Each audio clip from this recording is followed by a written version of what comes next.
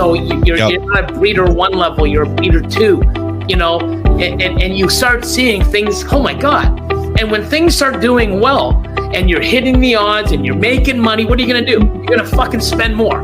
Yep. A couple years ago, some people probably remember, it was a black pastel, leopard yellow belly, DG hypo. I mean, it's just one of those things. It's just like, man, that's crazy.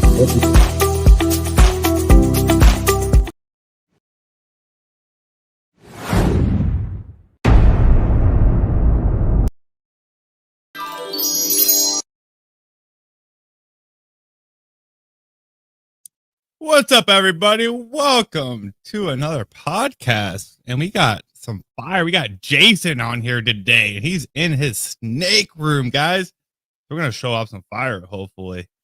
I got good old Justin Carr with me. What's up, Carr? What's going on? I got good old Will. Oh, wait, Will's still sleeping, we think. Will's still sleeping. Will's overslept this podcast, we think, guys. So he's going to miss out. He might pop in eventually, but we don't know. So, real quick, before we introduce Jason and stuff, yep. I think did I make a reel calling out pieces of shit in the industry? Oh, I think I did. Let's play that reel real quick. Emphasize stealing. It's about stealing tonight, right? Get him the fuck out of here. You kidding me? Sometimes you don't see it when it's right beneath your fucking nose. Or how about when it's in your boots? Swiper no swiping. Say it with us. Swiper no swiping. Swiper no swiping. Swiper no swiping. Insane Sticky Fingers was the drama commenced and disbelief is front. Yeah, so the community took out the trash on that one. That was a little bit everybody posting a little bit of everything with that situation, man. So we had to do my own little take on it. Besides the swiper no swiping was mine, and the sunset clown. That was some funny stuff. So before we bring out our main guest, you guys, you know how we do it. We do those introductory reels for them, man. That's just how we are.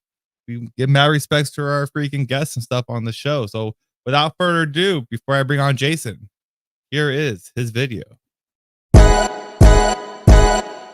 Hey guys, we're Holly and Jason Kittinger with Kittinger Reptiles.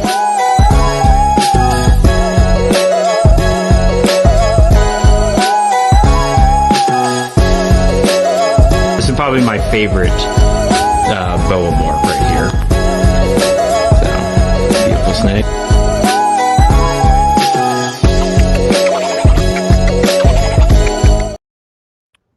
What's up, Jason? How you doing, man? What's going on, guys? Yeah, we dug pretty deep on your YouTube for that one. As you can tell. So, real quick though, what was the story on that? We saw you start to start at YouTube, and you just kind of like, nah, it's kind of too much, or what? We're just not good at that. We're not consistent enough. It seems like, we always try to branch out a little bit more, but then it's like the snakes always take up so much time. There's so much energy involved in cleaning, maintaining. Even doing small social media things, it's like, the social media is not our strong point, so it's hard for us to keep up with it. Yeah, man, it is a lot of work. We do a lot. Like, people are like, oh, you freaking do the podcast and clean and rats. I'm like, I work 12 hours too, and we still make all these reels and stuff like that. Some like, days you work 12 hours. Shut up. Not today. The hour and 45 minutes today, because we were super late on a Friday. Super late. It's like Will's late today for the podcast. So nice. So real quick, Jason, you want to give us a background of how you started this? How long you been breeding, real quick, man? Man, I've been breeding for a long time now. I started probably when I was about 16. My biology teacher in high school, he had some snakes, and he found out. We started talking about snakes somehow. I only had a couple like acorn snakes that I caught out in the woods. And then we started chit chatting, and then I eventually started helping him take care of his snakes. And he had berms, boas, a bunch of colubrids, some ball pythons, but he had, probably about 150 snakes. So after school, I would go over there and help him take care of his animals. We started doing shows together. I started buying all kinds of stuff because I could keep a lot of stuff at his place then. So that's kind of what got me into snakes. As a kid, I was scared of snakes. We lived out in the woods, and I never really liked them until I found these corn snakes in a washing machine in the woods, and that really kind of got me into them. I thought they were pretty fascinating then. And then when I first started out, I had anaconda, retics. I did a lot of the bigger snakes in the beginning. I didn't really like ball pythons then, so. Right. So when did you start with the ball python? That's interesting, dude. Like, that's kind of actually awesome because like you got that firsthand experience. Like, yeah, I didn't even know that, like, that you started that early in the snakes and stuff. Like, I've talked to you quite a bit at shows and stuff, and we became good friends as well. And I actually have some of your animals and stuff here behind me. But yeah, it's really cool, dude. When did you start with the ball pythons and stuff? Probably, man, I was probably about, I think I was like 23 or 24. So about 6 years in, I started I had a ball python. It was one of my first pets, but I'm like, this thing's boring. It's brown, it was all right. But then, once I got rid of that, that's when I started all the big stuff, and actually having some stuff and then working with my teacher. So. Oh, okay. Oh, nice. How much was like, what did you start off with when you first started breeding? I'm trying to think what I was actually. I was breeding corn snakes, king snakes, milk snakes. Is what I started with first. Okay.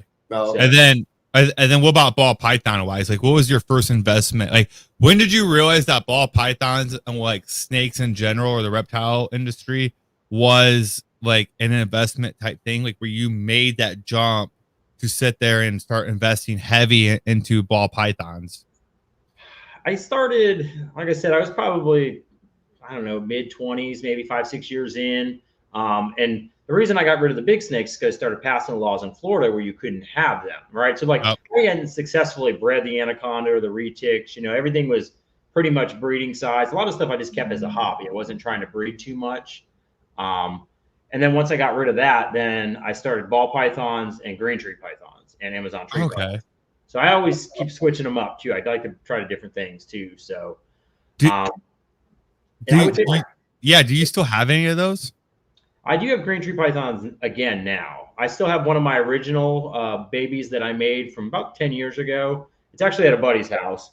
He's breeding it with some of his stuff because he jumped back in about 4 years ago. He jumped back in pretty heavy into snakes, and he's doing like emeralds and green trees. So. Oh, okay, that's awesome, man, dude. I didn't even know that you had that kind of background, dude. See, that's why I do these, man. Snakes. Yeah. I bred green trees. It took me 3 years to get my first clutch from them, and then I bred them for about 3 or 4 years in a row after that, getting clutches. Each 4 or 5 clutches every year. Right. They are definitely more difficult to breed. Are they? So, like, what's real quick before we get into ball pythons and start showing off some heat and stuff? We are gonna. That's why I have Jason in the roof. You best believe we're gonna be showing off some heat. Actually, I just saw you're pairing the one that laid. It was that cypress, yellow belly. What else was it? Vanilla. Yeah. Your black pastel acid. What else was in it? Yeah, black pastel acid banana clown. Yeah, dude. That was. I think like based off of your picture and stuff, dude. Like, I think cypress might be the key to keeping those clowns looking good, man. Yeah, that snake is incredible. I got that from Winston at WHS Reptiles. That thing, I mean, I bought it right out of the egg, and I showed it to him like maybe a month later. He's like, I should have kept it. I'm like, you should have kept it. It's nice. It's really, really nice. And especially for its size, he's a big male too. He's probably 1,300 grams. He's a big boy too. And he just looks amazing. Oh yeah, dude. I showed Carr that picture just a little bit ago before you came on. I'm like, dude, look at what Jason just put. Like, look at this male and stuff, dude. Like, look how incredible it still looks as an adult. Like, that thing's freaking fire.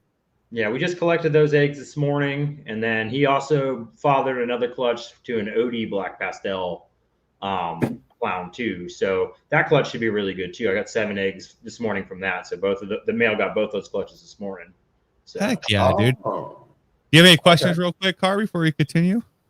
So you say you do green tree python. Is there like a certain locality that you try to work with, or you just kind of do a little of everything there? Yeah, I back then I had the Sarons and the Arus predominantly. Oh, there you go. A male. He was the first green tree python I bought, and I had him for a long time, and then I got an Aru at the Daytona show from Triple L. And like I said, it was about an adult when I got it. And then it took 3 years. She would cycle, you could tell she would cycle. She'd build follicles. She'd start to turn blue. And then she'd start to turn green again. but never. And then she never went back to full green. She stayed a little blue. The next year she got more blue and retained it. And the third year she got like baby blue and then stayed blue. And then I actually got eggs that year. So she was. Yeah, that's awesome. They turn blue when they're like gravid or building. Yeah, that's interesting. I did not know that. Like I've always been fascinated with them, like how they look and stuff. But like I've heard that like they're mean and like they're kind of a pain in the ass to work with a little bit. They're, everybody thinks they're mean. They're not mean. Like the Beox are terrible. From what I've heard, I've never had one. Yeah, I heard the Beox are bitey. Yeah, and then they're supposed to be pretty much by nature that way. But like the Arus, I mean, the Arus are perfectly fine. I mean, I've only been bit by a green tree python probably twice. One time I was rubbing the nose of it because it had like a piece of shed on the tip of its nose, and as soon as I touched it, opened its mouth, bam! Dang, got you. It was so painful. Dude, that's cool though, man. So like, is the process different with green, like with breeding wise and stuff? Like, I know you have to have. I see a lot of breeders and stuff that do that have that bar or whatever, so they can just chill on there because they like to climb and stuff. Like, is the humidity and stuff like and all that like kind of like the same with ball pythons, or is it a little bit different? Like with the care wise, their humidity should be higher. Okay, a decent amount higher. Like. It seemed like at the beginning, when I was trying to get the eggs in the beginning, I was misting 2-3 times a day, trying to keep them good and wet. And, I wasn't really having, like I said, they would kind of cycle, but she would never go. And then towards the end, once she finally went, I wasn't misting anymore. I was just misting, a couple times a week at that point. I started to try a lot less, and then I was successful. And then I continued to do that, What's up, Mac? So I think sometimes you just try too hard. You're messing. Yeah. It's not working. So that was the big thing that seemed to help. Yeah, I might talk to you a little bit more after the show with that. I might get into like just having one as a pet to get familiar with it. I know. I always wanted. I've always been fascinated by them and stuff like that. And like, so like, I mean, obviously you probably can't keep them in a rack system. You got to keep them more like those square type things, right? Yeah, they need more like climbing space. Yeah, that's what I kind of figured and stuff. So maybe I might do a small little setup in the future. I gotta get rid of this couch though. It's in my living room. We'll get rid of that and we'll make some room for some green tree ball python. Yeah, get rid of this couch. And when I bred them back in the day, I just used like Sterlite tubs, the big ones that are like a 74 quart or something. Yeah. And I had success breeding them in there. I mean, because like most of them don't get that big. Like the Aru, she was probably 6.5 foot. Like that, the one that was okay. She was big for a green tree python. Most of them are about 4 foot. Awesome, man. All right. So like, do they have to be like what's usually the size for those things to breed, man? What's up, Fred?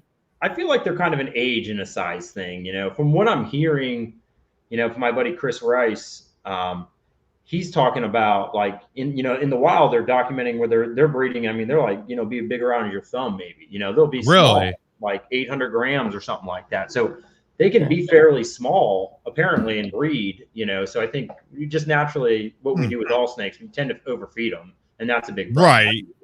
The green tree pythons don't do well with that.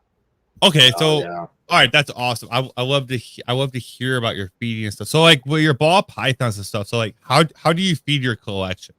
Is there a certain way? Yeah, I feed once a week. So I usually feed Wednesday, and then I go through and feed everything. I got about 300 snakes right now. Once babies come, at some point we'll probably have about 700, something like that. Damn. So depending on how fast we sell them, So. Right. Yeah. So what's your telling everybody and stuff like coming from a bigger type breeder and stuff that has higher end stuff and stuff. So what's your process with hatchlings and stuff? Like how do you go about that? Like a snake comes out of the egg, obviously you let it shed and stuff. So like do you start them off on paper towels, cocoa right off the rip? Like how do you do it? I kind of do it different every year. For the most part, I like to put them on aspen. But okay. A lot of times the first week or so, the first meal or so, sometimes I will keep them on paper towels, right, and see how they do. And if they eat right away, great. If they don't, then I can put them on aspen, and they can kind of hide in the aspen a little bit more. Because I don't like I got like sea serpent racks for the babies, and the cocoa in there. It holds so much humidity. It does, So yeah. I like the Aspen a little bit better. It's a little bit easier to maintain that. Mm. And I solder holes in all mine too, and it's still like, and I got a fan blowing on just to make sure it kind of stays dry. So Okay, yeah, because you are in Florida and stuff, so like the Aspen would be more practical to where a lot I'm more in. humidity down there. Yeah, like where I'm in Ohio and stuff, and it can get, it's humid during the summer, but during the winter and stuff, dude, like it's so dry. I got to run humidifiers in the living room and stuff, just to kind of up it a little bit. So it's kind of wintertime for me is kind of a pain in the ass, but freaking like rat wise, like it's freaking phenomenal because it's colder, so they want to sit there and breed. And so it switches. Like, summertime, heck yeah, the snakes are good. Don't gotta worry about stunk sheds. Summertime with the rats, it freaking sucks because freaking like, you kind of got the smell and stuff a little bit. It's a little bit warmer, but yeah. So I mean, do you breed your own rats? I do not, unfortunately. So I spent a lot of money on rats. Dang. So what's your rat bill, dude? What's your what's your rat bill, bro? Probably about for the year. I'm usually about 50,000 for the year. So. Wow. Damn. It's pretty rough. That's rough. It makes me feel better on my prices up here. Yeah. How much are you paying for a rat up there? Like for like a medium, I'm at like 260. So like I've been going back and forth from different rat breeders and stuff like that. So the prices are all over the place all the time, but like 260s for a medium, and typically, it's okay. I wish they were $2, because I know some places you can get them for $2. Right. But in Florida, like everybody has rat problems, because it gets too hot here. Yeah. Rats are dying, it's like, there's a lot of issues down here keeping rodents consistently. So I'm assuming that you feed frozen then. And I do live, only live. Really? I feed my boas frozen. And I will eventually switch the green trees over to frozen just because, they eat so well. I don't need to feed them live. I pre-kill all this stuff for the green trees anyway, but, they'll eat frozen, no problem too. So. Right. Awesome, dude. So what's your most anticipated clutch this year? That'll be some hypopuzzle stuff, so I have a yellow belly hypopuzzle male. I brought him to a super OD and she yellow belly hypopuzzle female. So, ooh, yeah, I'm gonna get one of those off of you guys. I'm gonna can you put me on that list real quick because I got that hypopuzzle girl, but we already got plans for her. So yeah. Do you want to pull out some puzzle stuff real fast? Let's show some snakes off real quick. Yeah. What do you want to see? I want to see the high. Yeah, just pull out some heat, dude. We're gonna show some heat. So the OD female, the super orange ring female, so she just had her pre-lay shed. Okay. So she's. I'll pull her out. Okay. The camera picks it up. I do have a question real quick while you're doing that. How many clutches are you planning on this year? I was hoping for about 65 only because the market value of things. Right now, I don't know where we're going to be. I know for sure right now I should be at least 52. But I'm kind of like really slowed down on pairing. So if I pair a little bit more, I probably will make it up to that 60 something range. Let's see here. Oh, you can't even get her color. Probably not, but it's all right. She is so ridiculously orange. It doesn't even make sense. Like she's 100 times nicer than that picture. Yeah. I've seen photos of her and stuff, dude, but man. Yeah. She's insane, but she's got, I think she's got 7 eggs in her. So do you ultrasound and stuff too, I assume? I do. I ultrasound every couple months. I palpate mostly just because I hate the ultrasound. I got a new one and I don't like it. I had one that was probably 30 years old, and that one seemed like it worked great. This new one I don't like as much. No. I had a question from Ken. Ken asked, "Do you have any blackhead puzzle too?" Not yet. I will be making some hypo blackhead het puzzles, with probably orange dream and stuff in there. So here's another girl. It's just weird. It's all backwards. So this is an Enchi leopard hypo puzzle. She's gravid as well. She should lay eggs in a couple days. So that's badass, dude. We got to do something with this color, man. This color sucks. I know, dude. Cameras can never pick up the hypo in them either, dude. Dude, I'm like that too. She's got all this gold and everything in here. Yeah, I bet that snake's amazing in person. She's kind of like orange down the back too. Yeah, she's incredible. All the hypo puzzle stuff. So I bought this from Barry Swope. He's one of my good buddies, and he does a lot of hypo puzzle stuff. He makes some of the nicer stuff out there. So I ended up getting this. I actually remodeled his bathroom for that Super Orange Dream Enchy Yellow Belly one. So I remodeled 2 bathrooms in his house for that one. We got a comment here from Texas Maine Moore said, Jason, I've seen you at NARBC a few times, never talked to you. Also, snake room you got there, beautiful snakes. Yes, cameras never do justice. You know they do not. This is just a leopard hypopuzzle. Made 2 of these a couple years ago. This one's actually het pied too. I mean, you can send that over here. Yeah, I say unfortunately, but we're gonna see. My buddy Barry should make some more hypopuzzle pied stuff this year, and we'll see if we get some pattern in there and kind of what it's gonna do. Because the one that he made thought with leopard anyway, which is not necessarily what you would want. You know, you want Enchy and yellow belly and stuff like that. You want that bright stuff in puzzle, pretty much is what you're saying. Well, Enchy will put more pattern into it too. Yeah. You don't. Enchy doesn't reduce the puzzle at all much.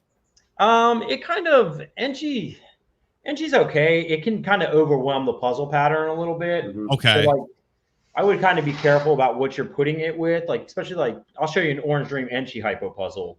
Okay. And you can kind of see what that's like. And it, you know, because Orange Dream reduces already too. And with the Enchy, it makes it a little bit worse. I mean, it's a beautiful animal, don't get me wrong. Right. Yeah, so Max said 52 clutches with the 6 egg average. That's 312 babies. Holy shit, that's an easy 600 animals. Yeah, he said that he has a 300 animal collection, and then with babies and stuff, it goes to about 700. Yeah, we did about 500 babies last year ish, and then 100 baby boas. And we'll get no boas this year because I forgot to turn the heat off on their rack. Oh, okay. I noticed it like 4 months into breeding. I looked at it and I'm like, man, these are hot. And I'm like, oh my God, that's why nobody's doing anything. But yeah, I'm like, what a bummer that is. Cause I was hoping to make some nice red dragons and stuff like that. Oh yeah, those are awesome. Yeah, dude. She's so big and fat, so she's not too happy about it. But this is Odie Enchy hypo puzzle. Oh, dude, the coloration of that is freaking awesome, dude. So you're heavy. So are you really heavy on the hypo stuff too, like I am? Only in the hypo puzzle. So I'm trying to do clown stuff, but I've had a lot of problems with that project getting it moving.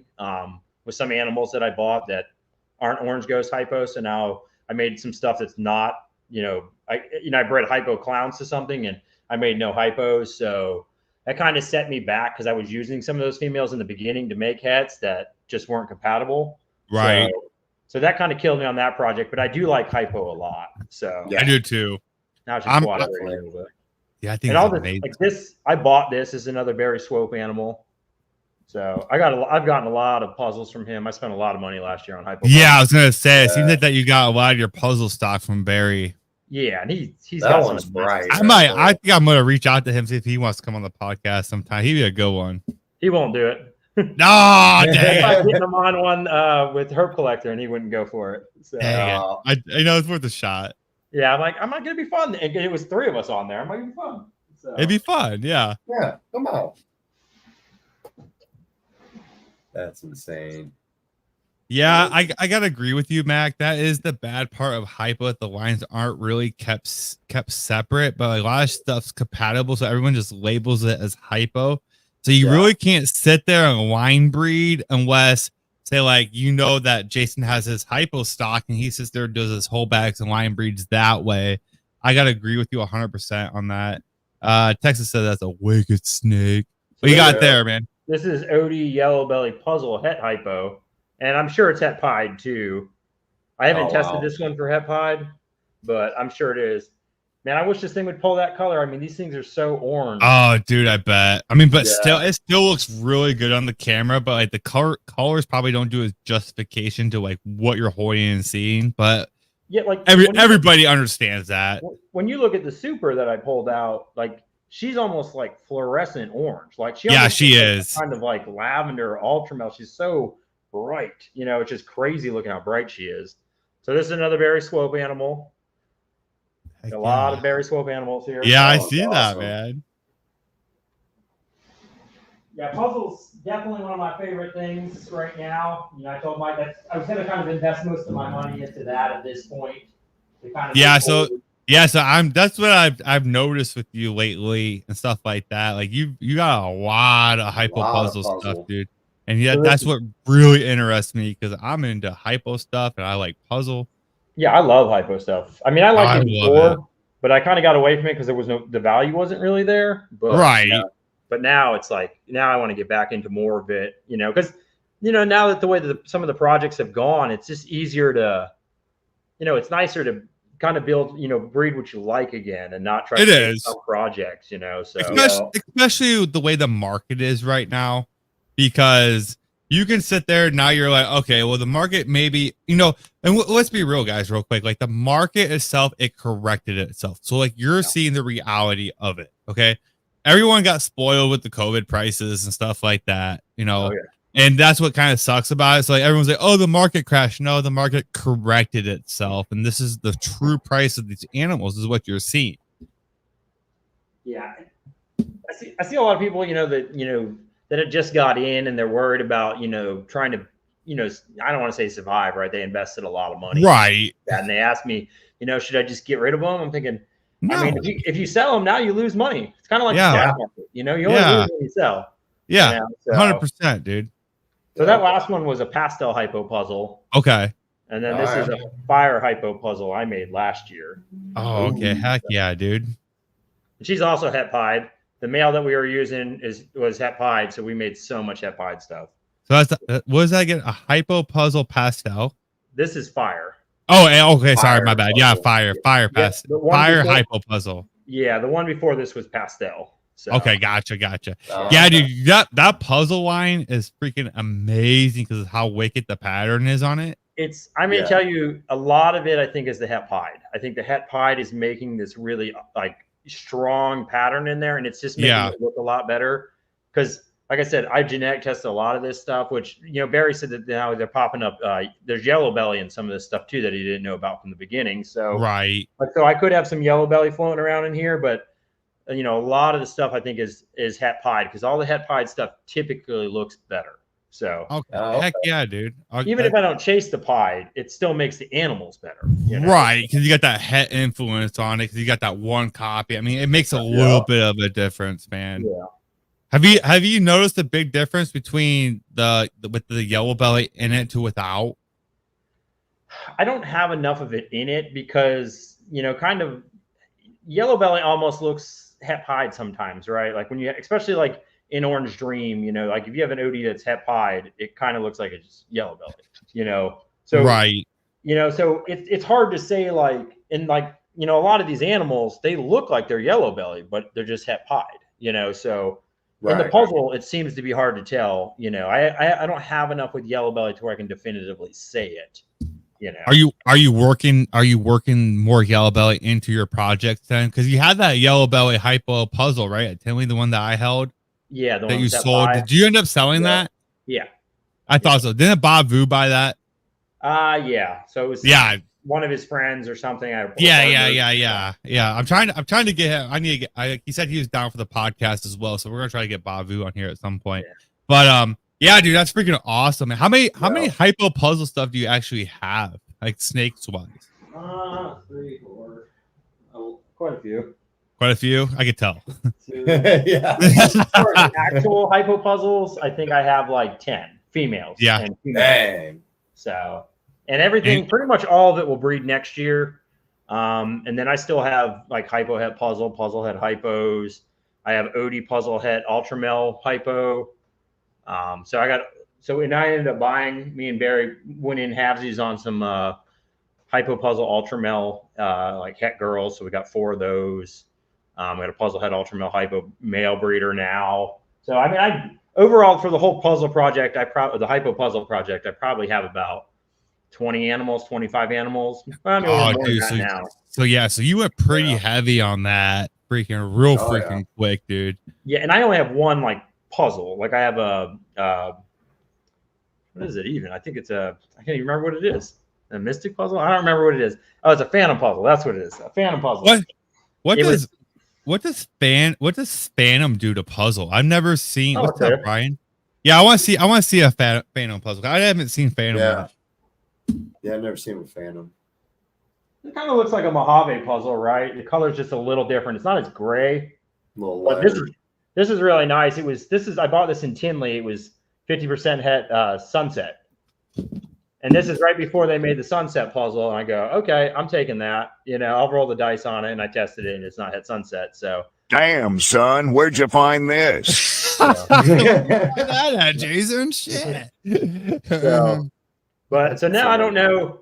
I don't know what I'm going to do. Like originally I was going to sell it, because Yeah. it's the only animal that's not het hypo or het ultramel that I have, or desert ghost or something. Right. So, Right. But I'm like, well, maybe I'll just keep it. I mean, she's doing great. She eats like a beast. I don't need to get rid of it, and I can always do other stuff. But I do have a Mojave hypo puzzle female that I bought a couple years ago in Tinley. So. Oh heck yeah, dude. So. Yeah, that was good, dude. So, I mean, that's the thing with that is it could be a really good building block to add something fantastic to it. You know what I mean? Yeah. Well, yeah, even OD yellow belly on this animal. Yeah, dude. It'll complement this very well. And we're doing spot nose. I got spot nose hypo puzzle. Another berry snake. Like I said, most of the stuff came from Barry. I've only made. I don't know. I probably made like 6 or 7 of the animals. Almost everything else came from Barry. So heck yeah, man. So, real quick, we got Brian in on the chat. Brian's part of the group for us, helping us with reels and stuff. Shout out to you, Sky High. He's gonna be on the 15 minutes of lane with Chris, so make sure you check out that episode real quick. And we're gonna take a quick commercial break, giving you Brian's freaking reel.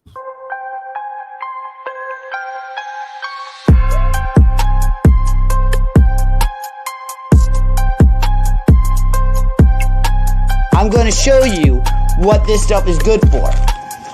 Right here. Garbage.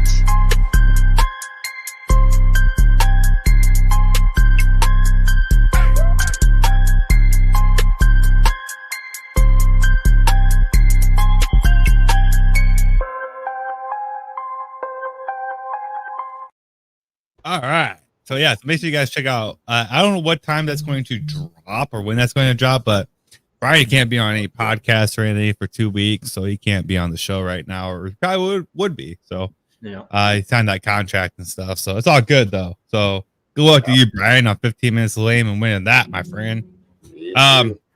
So real quick, so what do you got?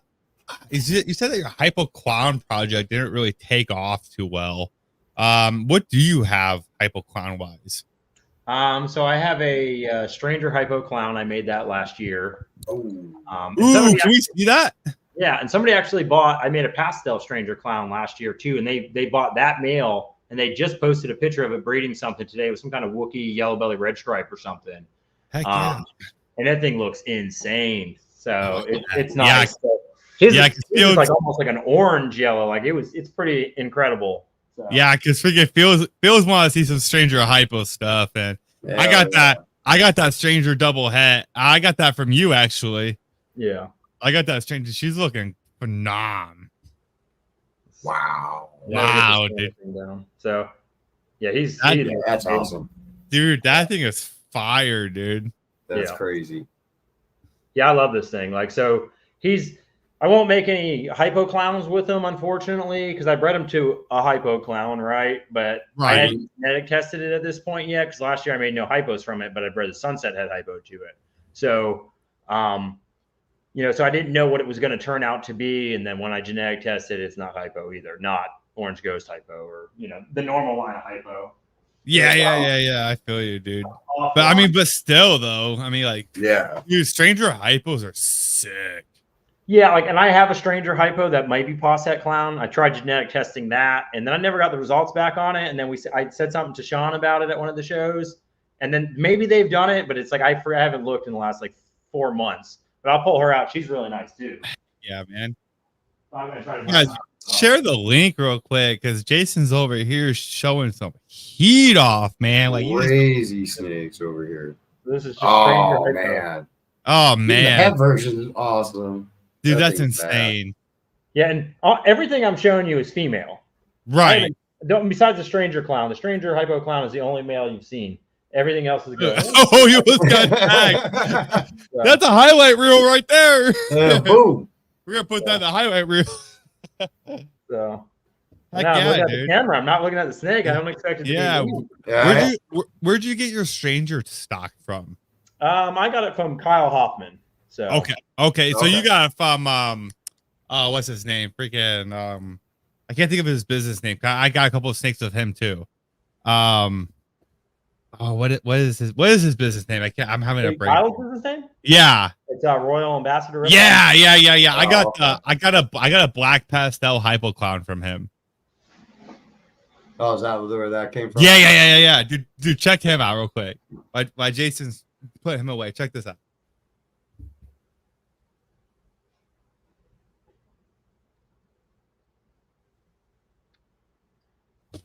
So I haven't posted too much about him. I don't know why, but man, dude, like here's the black pastel hypo clown, man. Yeah. And I got freaking 3 girls lined up for him. Freaking I got red stripe, blackhead, pin, double head hypo clown. I had the stranger double head hypo clown that I got from you, Jason. I got the GHI red stripe NG double het girl. I got some other crazy stuff too, but I mean, dude, like I love hypo stuff. Yeah. Well, that's nice too. I would love to have a black pastel hypo clown. Like I've been looking for one for a while, but naturally I always want to buy girls, and then I try to get my own special male or something. But Texas, he's like, put away, you're making us look all bad. Yeah, I buy females all the time. I never have enough males. I mean, I do too, dude. 12 females. It's ridiculous. So yeah. So I made this one last year. So this is pastel Enchi hypo clown. It could be stranger too. So I'm not 100% sure. Something about it's weird. Like, it looks like it could be stranger because Enchi and stranger, the Enchi kind of kills the stranger. Yeah, the Enchi's so strong a clown. That's why I kind of tried to avoid it, but it cleans it up. And even with the hypo look, it looks so freaking clean, man. Yeah. And I mean, there could be Orange Dream in here too, but originally I thought there was, and then I'm like, I don't know. I can't imagine it's all 4, but I feel like stranger's in this, but there's no way to tell, but I'll breed it and I'll find out that way, and if it's not in there, I mean, it's still a beautiful snake. Oh, dude, he's gorgeous. So here's a question for you. I've always wondered this and stuff since you have one and since you work with it. How is because like everybody knows that pastel is absolutely garbage and clown, but if you add hypo to it and stuff like does that help it? Oh yeah, I mean, with the pastel and the hypo clown, they look good for a long time. I mean, do this they? snake is probably 1,200 grams. Yeah, I think it was good. That's why I was wondering. It's clean, yeah, beautiful. Like I said, and the guy that got the pastel hypo stranger clown, that thing is insane. It's super clean, very bright. It's a beautiful snake too. So pastel and the hypo definitely work well with clown. That's what I was wondering. So, do you have any tri-stripe? I do not have any tri-stripe. I am trying to get into that project, honestly. That's going to be my next project I'm going to buy into, actually, is going to be tri-stripe. Huh. Yeah, I wanted to get into it back in the day, and then I was talking to my buddy Barry about it, and he's like, I wouldn't get into it, and then I'm like, okay. And then I stayed away from it, and then, naturally, then he got into tri-stripes. I'm like, cool. Yeah. Go figure and stuff, right? That's how it works. Don't get into it. He did apologize. He goes, you know what? I was wrong. You should have got a tri-stripe. All right. Here's a great question because we always have that snake. I have that snake. I have that one. Show us your favorite snake, the one who gets that extra rat. I mean, is that going to be a ball python or is it my favorite snake in this room? It's a favorite snake in your room. Snake in the room. Favorite snake in the room. Okay, let me move the chair back. She's begging. See how she wants to do today. Don't bust out a tree.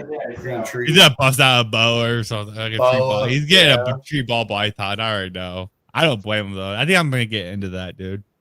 Yeah, I was checking out it too. Holy shit!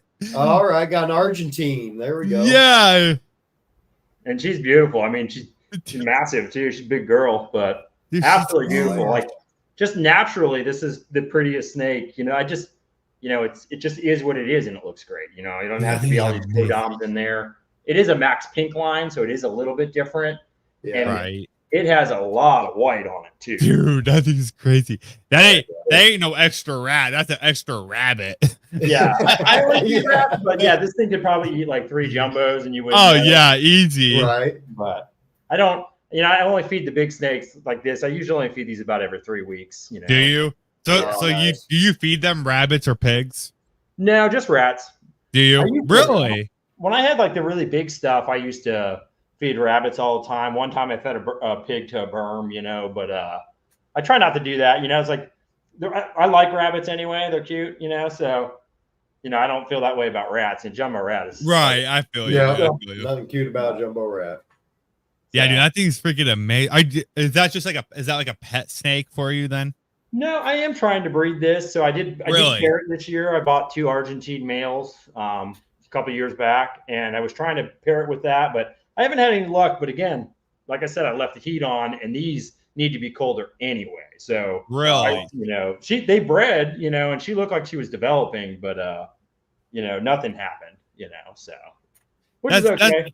That's very interesting though, like that you tried that and stuff. So like with those and stuff, so like you said that you had to drop the heat. Like, what do you got to drop the heat to breed those things, man? I like to temperature cycle them. I mean, everybody does it different. A lot of people don't temp cycle at all, but I do. I like to drop my temps, for the boas.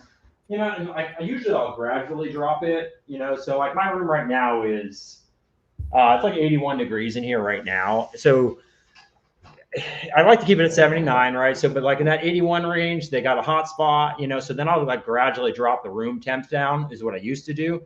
Okay. And I would get them down to about maybe around 73 degrees, something like that. Over a course of time, I'd slowly drop down, hold it, and then I would slowly go back up over the course of maybe a month and a half, something like that. And the ball pythons do really well with that as well. Really? So, and if you kind of temp cycle them, they'll breed and lay eggs in a smaller window too, because it kind of it kind of helps force them to go. Like with the boas, you got a feed cycle too to get them to breed and go.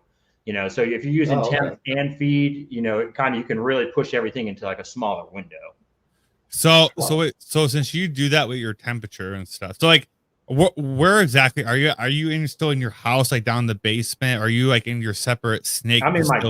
I'm in my garage right now. Oh, okay. So you do it all out of your garage. That's obviously heated and stuff like that. So when that's interesting as shit, dude. So like when you sit there and you drop your temperatures and stuff, so do you feel like you get better results when you actually do that? Oh yeah, for sure. Like I said, the animals will definitely, that window will slow up. You'll get more ovulations. Everything will happen in that smaller window. So it's a lot easier. But like this year, I haven't dropped temps, because I'm trying to get the ball pythons on a normal no temp drop cycle.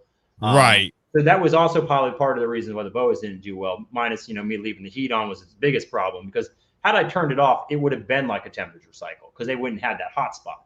Even when I dropped temps before, I always warmed them up in the daytime though. So like, because when I used to do a lot of that, I would have like an ambient temp of 84, 85. And I would drop it down to like 72, but every day I would warm it back up. So they'd have like, maybe 10 hours, 9 hours of cold weather and then warm it back up so they could digest and do everything well. Heck yeah, dude. That's very interesting, because I've actually never asked that question to people and stuff. And since you work with multiple species and stuff, so is that the same with the green tree ball pythons and stuff? Because you said that you have to, if they're more sensitive, or that they're more sensitive, that they're more humidity and stuff like that. So how does that work with the green trees? Yeah, so they like to be temp cycled as well. I know really people don't do that as well. They'll just keep it constant temp and they have success. But I would always temp cycle. So. And that's why I've always had kind of issues, because I've always kept multiple species in one room. I used to have ball pythons and green trees in a room, so, and the Amazon tree boas. So it's like, I'm trying to play temperatures for everything without trying to mess up anything, so it's kind of complicated. But they like the same thing. A temp drop seemed to really help them cycle. My new building that I've been working on for 2 years, because I never have time to go over there, it has 3 different rooms in it, so now I can separate the species. Oh, that makes smart. That makes smart. Want to do now? So yeah. So okay, so if you don't mind me asking real quick, you don't have to answer this if you don't want to or whatever. That's completely fine. I understand. But from your investment wise from your ball pythons to where you're at now, because how many years have you been breeding ball pythons? Ball pythons for probably 19, 18 years, something like that now. Oh, damn, dude. I've Holy been doing shit. it for about 24 years now. Is that like is that high end stuff, or is that just like your basic stuff from the beginning? Probably, I would assume. Yeah, when I started out in the beginning, so what I did, you asked this question, I never really got there to the answer. So when I first bought my first ball pythons for breeding, I went to the Daytona show. I bought a spider, a pinstripe, an albino, a Mojave, and they were all females. So I bought all those, and then I started. Would that rack you back then? It wasn't too bad. That was when everything was fairly affordable. I think they were all like between like $400 to $800 a piece. You know, not too bad. Well, You know, right. That's not bad. I wasn't buying a $10,000 pastel. You know. Yeah, that's what I was wondering. I was wondering if you were like one of the ones that got into it so early, because like you hear like bananas and stuff like back in the day when they first started, they were like $40,000. Yeah. You know, compared to now, I'm just like, oh my god, like, you know, me and Carr think about that and stuff. Like I got in at 2021, which was kind of the shitty time to get in because it was like after COVID. Yeah. But like then stuff started to drop, which is fine, which is whatever. Like I knew it would, but not this drastic. But like you said, like if you're gonna sit there and I've had, I think we've all had those moments and stuff. I've had them. I'm sure Carr, I'm sure even you've had them, like, man, like I might just get out of this or whatever and just quit.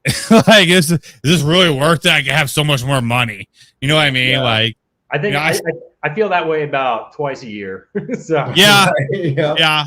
I feel you. I felt that way recently. I'm just like, Will's heard it. Like, man, screw this stuff, dude. Like, I'm freaking pissed off. Like, I'm done.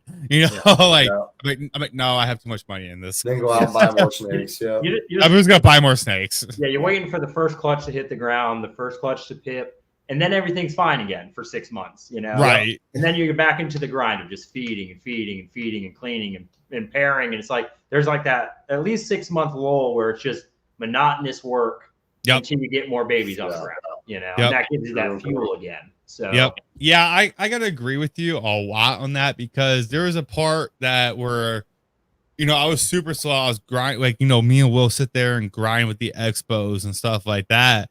We're at 28 expos already for the year, but that's where I'm making most of my sales, especially with the Go for Cocoa, selling that and stuff, and I get to the point like where I'm getting low on stock. I'm like, dude, this is stupid. Like, I'm done. Like, this isn't even worth it or whatever. Like, and then you start hashing new stuff, and like you said, it brings your feel back. So I mean, like, so this is a very interesting concept with Jason, guys. So like, don't quit on your passion, man. Like, everybody goes through this. I think, Carr, have you went through this at all? Yes, sir. Yeah. There's so times I thought about quitting, but then I go out and buy another snake. Yeah, that also helps fuel the fire too. Yeah, it does. It does. Carr, you just picked up some animals from Jason, actually, didn't you? Yeah, I got 4. I just picked up. Yes, you did. I actually shed tested the DG. Oh yeah, he did. That was 66% hypo, and it came back. No, it was pied. 66% het pied. She came back het for pied. Good. So there you go. There were a few of them that I would have bet money were going to prove het pied. I made probably 10 of them this year, but there were like 4 of them that I could. I mean, it was like no denying they were het pied. Right. I almost didn't think she was going to, because I didn't really see track marks or anything. I was talking to Glenn about it. I was like, well, yeah. I was like, I don't know. I bought her for DG. I wanted DG in my collection. So that was just a bonus. Yeah, and the NCDG too, that het pied kind of affects pattern. It makes it look like, if you look at a regular NCDG, a lot of times their pattern isn't really good NC. Like, they're kind of like washed out a little bit because, like, DG kind of reduces pattern a little bit. So when it's het pied, it seems like a really strong NC too, and it affects the color a little bit too. Sometimes they're a little bit dirtier, but it changes that color tone too. And like I said, I know this because I've made quite a few of them and I've held back some. So with the experience, I've learned that kind of stuff. That's why I can usually tell. Like, sometimes they don't really have good tracks, but you can see it in the pattern and the color. Yeah. Yep. So yes, you can. That's good though. it- Now you got it for the double recessive. yeah, that's Yeah, what I told him. I'm like, exactly. I'm like, now you gotta go add to that because Now I I'm gotta like, go dude, find some. Yeah, I gotta get a mail now to go with it. yeah, we made that point Wednesday on Will's Wednesday and stuff. We're like, man, like there's some times like where I sit there, I try to avoid 50% heads for 66. Like it's good, but then I go shed test them and it's like, oh, it proved now I gotta add to that. So what can I try to add to it? Yeah. Like, and I get myself in trouble, you know what I mean? Like I'm like, crap, sure. dude, I gotta add to that. Like, what we gonna do? Oh, yeah. I go So down the I mean rabbit hole. that's funny. Oh, yeah, it is. That's great, dude. So what is usually okay? So since you invested, okay, I'm not gonna ask you when, but when did you start seeing a profit towards your business? Oh, probably 10, 12 years ago. Yeah. So are Okay. you're still profiting and stuff like that, right? This is all I do. So my wife's, she doesn't work. She stayed home with my son. Because that was kind of the plan. Like once she was pregnant, we decided, okay, we're doing snakes full time. That's what we're doing. I want to be around because I've been working out of town a lot, doing construction stuff. So I was gone sometimes, I definitely wasn't around a lot, and I always had to travel for work too. So, we decided that, okay, this is what I'm going to do full time. So I'm around. And she was a Florida virtual school teacher. So she worked from home, so that was fine. And she did that for a couple of years after Lincoln was born. So as soon as she got pregnant, I really started putting money back into the snakes. Gotcha. So I spent a ton of money, but like kind of to go backwards. So like maybe about 10 years ago, 12 years ago, my wife was always like, you're not making money off the snakes because you're buying snakes constantly. I go, I mean, we are making money. We're reinvesting the money, right? So she correct. Because I would use like bonuses and paychecks to buy snakes. And she didn't like that. So then I'm like, okay, we'll switch it then. I'll just use just snake money. And it was nothing. 3 months in, we got snake money. We're buying snakes. We're still building. We're getting bigger. So it's been making a solid profit for quite a while now. Okay.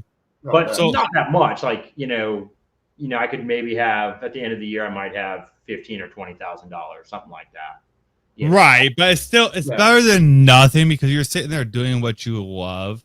You know what I mean? And that's why I sat there myself and got with the Go for Cocoa through Billy and imported it and stuff like that because I was like, man, I could take this money, I could possibly reinvest it, or I can use it as a funder to like where I don't have to rely on the snakes, but like I still work full time because I like to have that sense of security, and plus I'm not there yet where I can do it full time.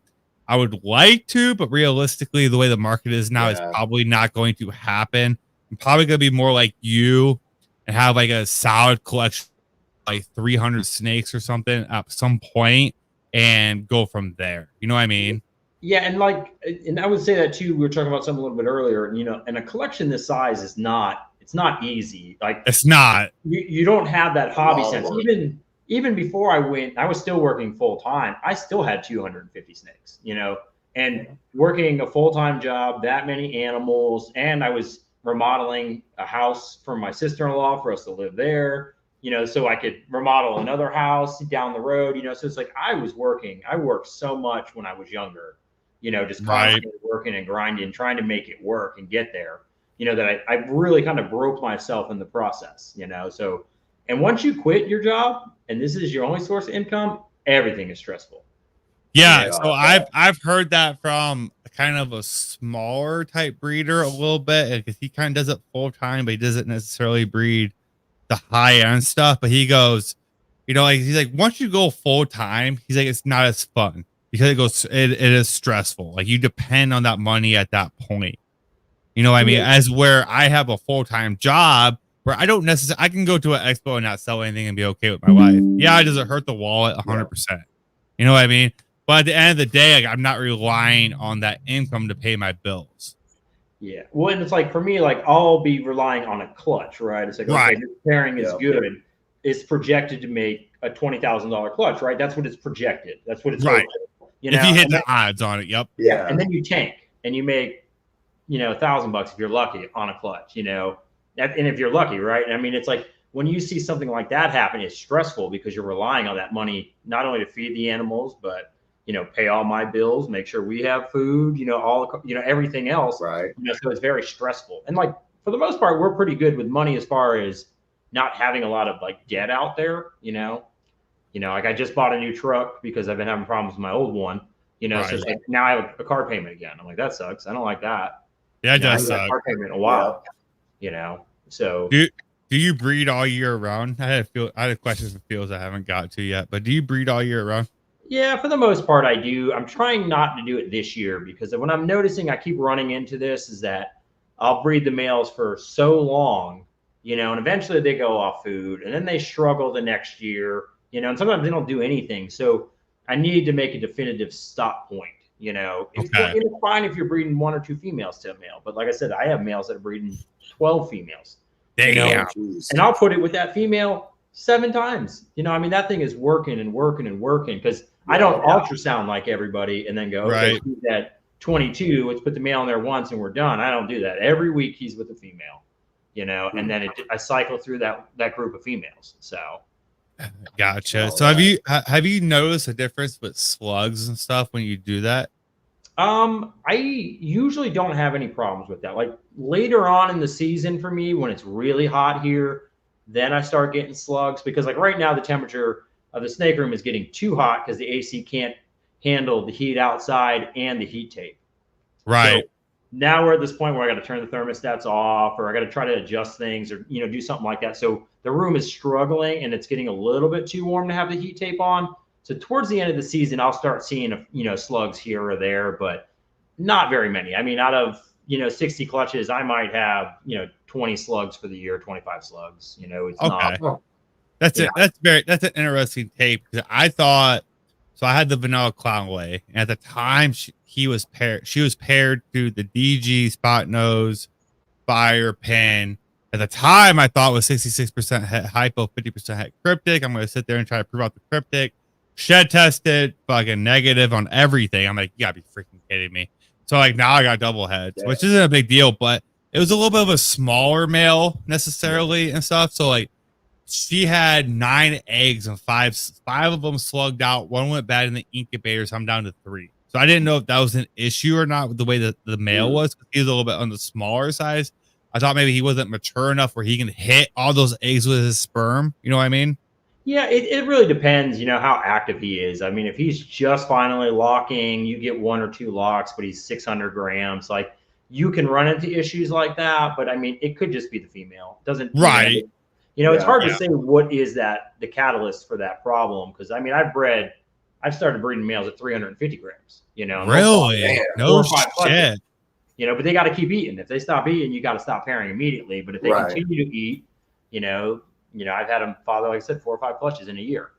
And you had successful at 350. Like you didn't have like hardly any slugs or anything like that. Like with those females breeding a male that young. No.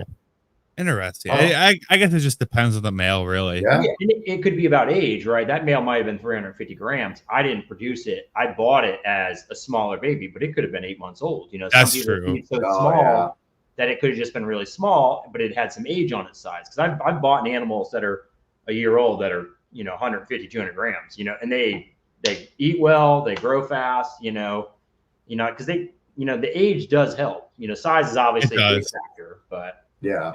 Little males don't like big girls, like you got to They're intimidated. Yeah. I get it. So, all right, real quick, we're gonna throw a quick commercial break out there. We're at the 1 hour mark already. Then we're gonna throw out some more heat from Jason. So, real quick, guys, take a look at this commercial.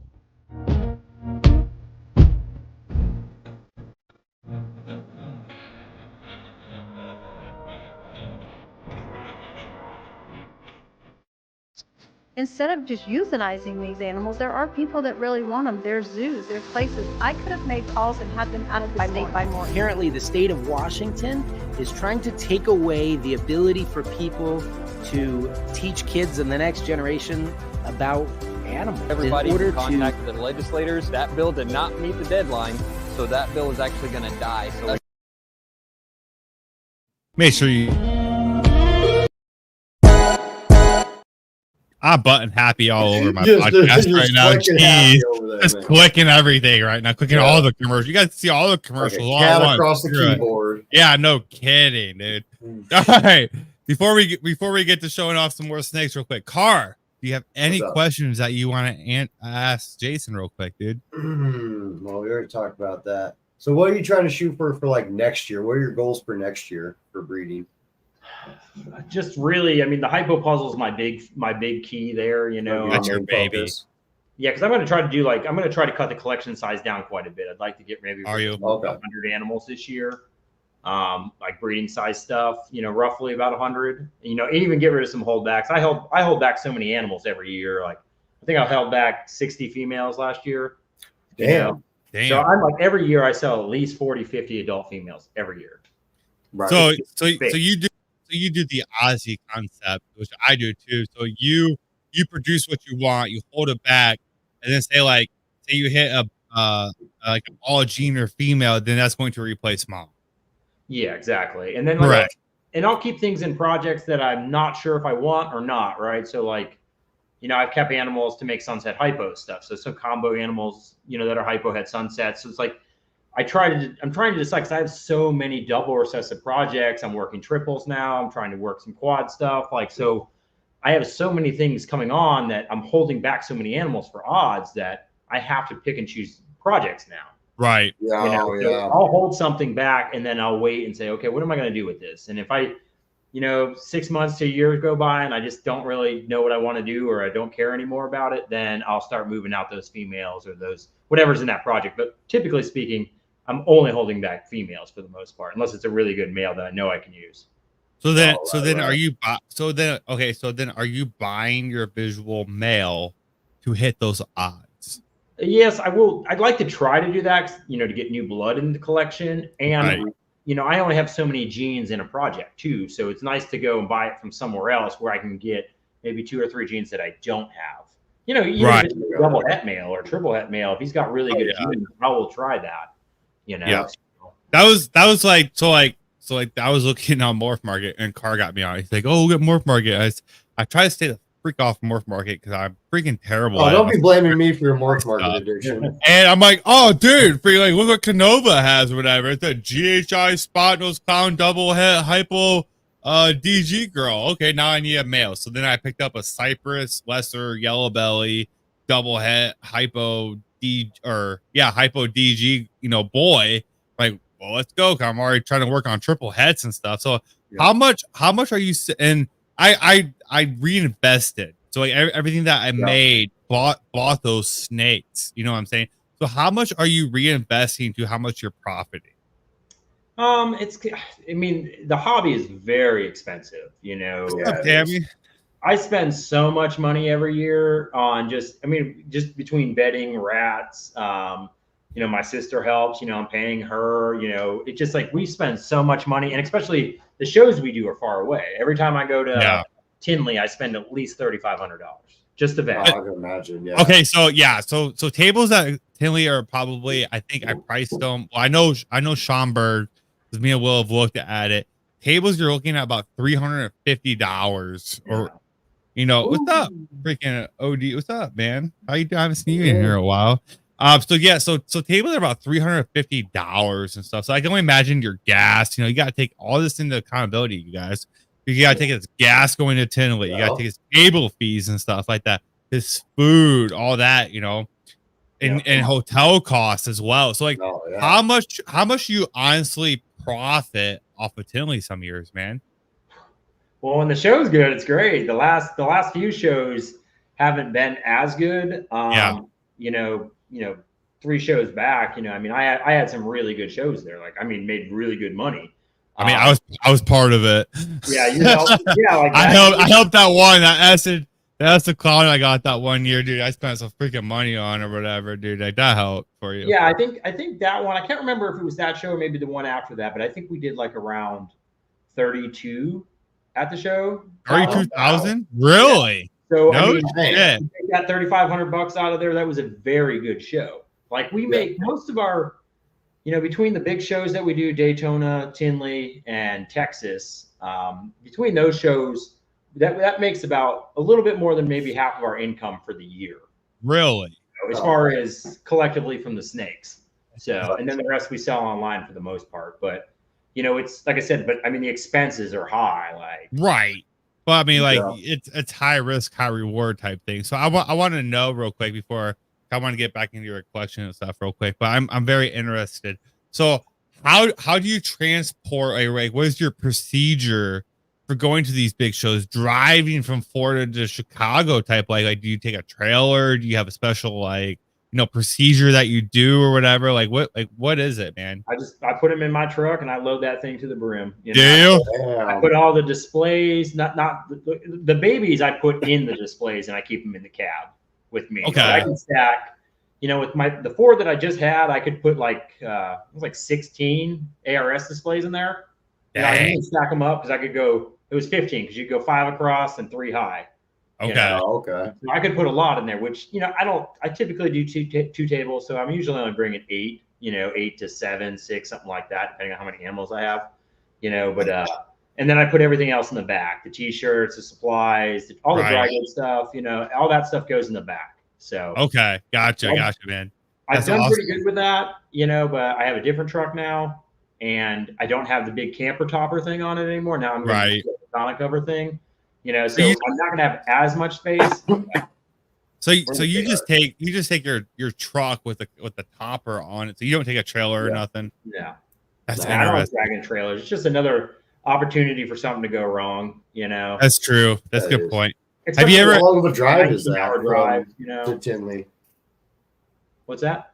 How far of a drive is it to Tinley? Like how long does it take? It's supposed to be 17 and a half hours. Holy shit, dude. Damn. Just for one shot, or do you just split it in 2?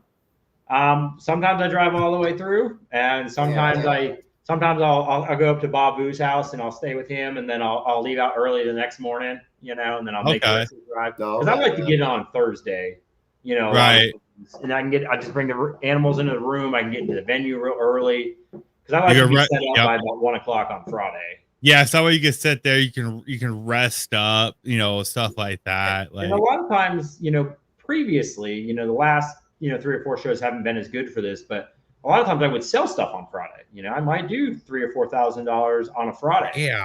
Yeah. So it's nice being available for that. Because I know some people, they don't set up until the bitter end, or they set up and they just leave. It's like but when I'm at a show, I want to be there every second that I possibly can to try to make a sale because 100%, especially if you're making that trip, dude. Yeah.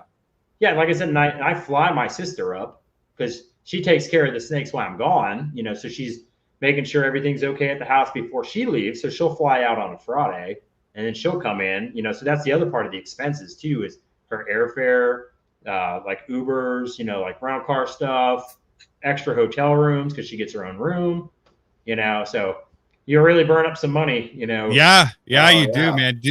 So with that being said, I mean, that's crazy. Just I've always wondered that and stuff because like me and Will have been looking at that because we're going to be vending over in Gettysburg over in PA. That's like a 7-8 hour drive for us. So that's our first big major expo, and that's on the East Coast. So like, it's cool though because like we don't get to sit there and go like talk to those East Coast breeders. Yeah. Like, we were going to try to go down to Daytona, me and Carware, but Car just got to do job. Freaking like it just didn't pan out, so we won't be down there. It's really sucks. Maybe next year or so. So real quick or whatever, man. Let's see some heat real quick, dude. So let's see some sunset stuff. I know Will would love this, so Will can go back since he overslept. I don't have nothing. All I got is a pastel sunset het hypo female that I bought specifically to breed to the hypo puzzle. Okay.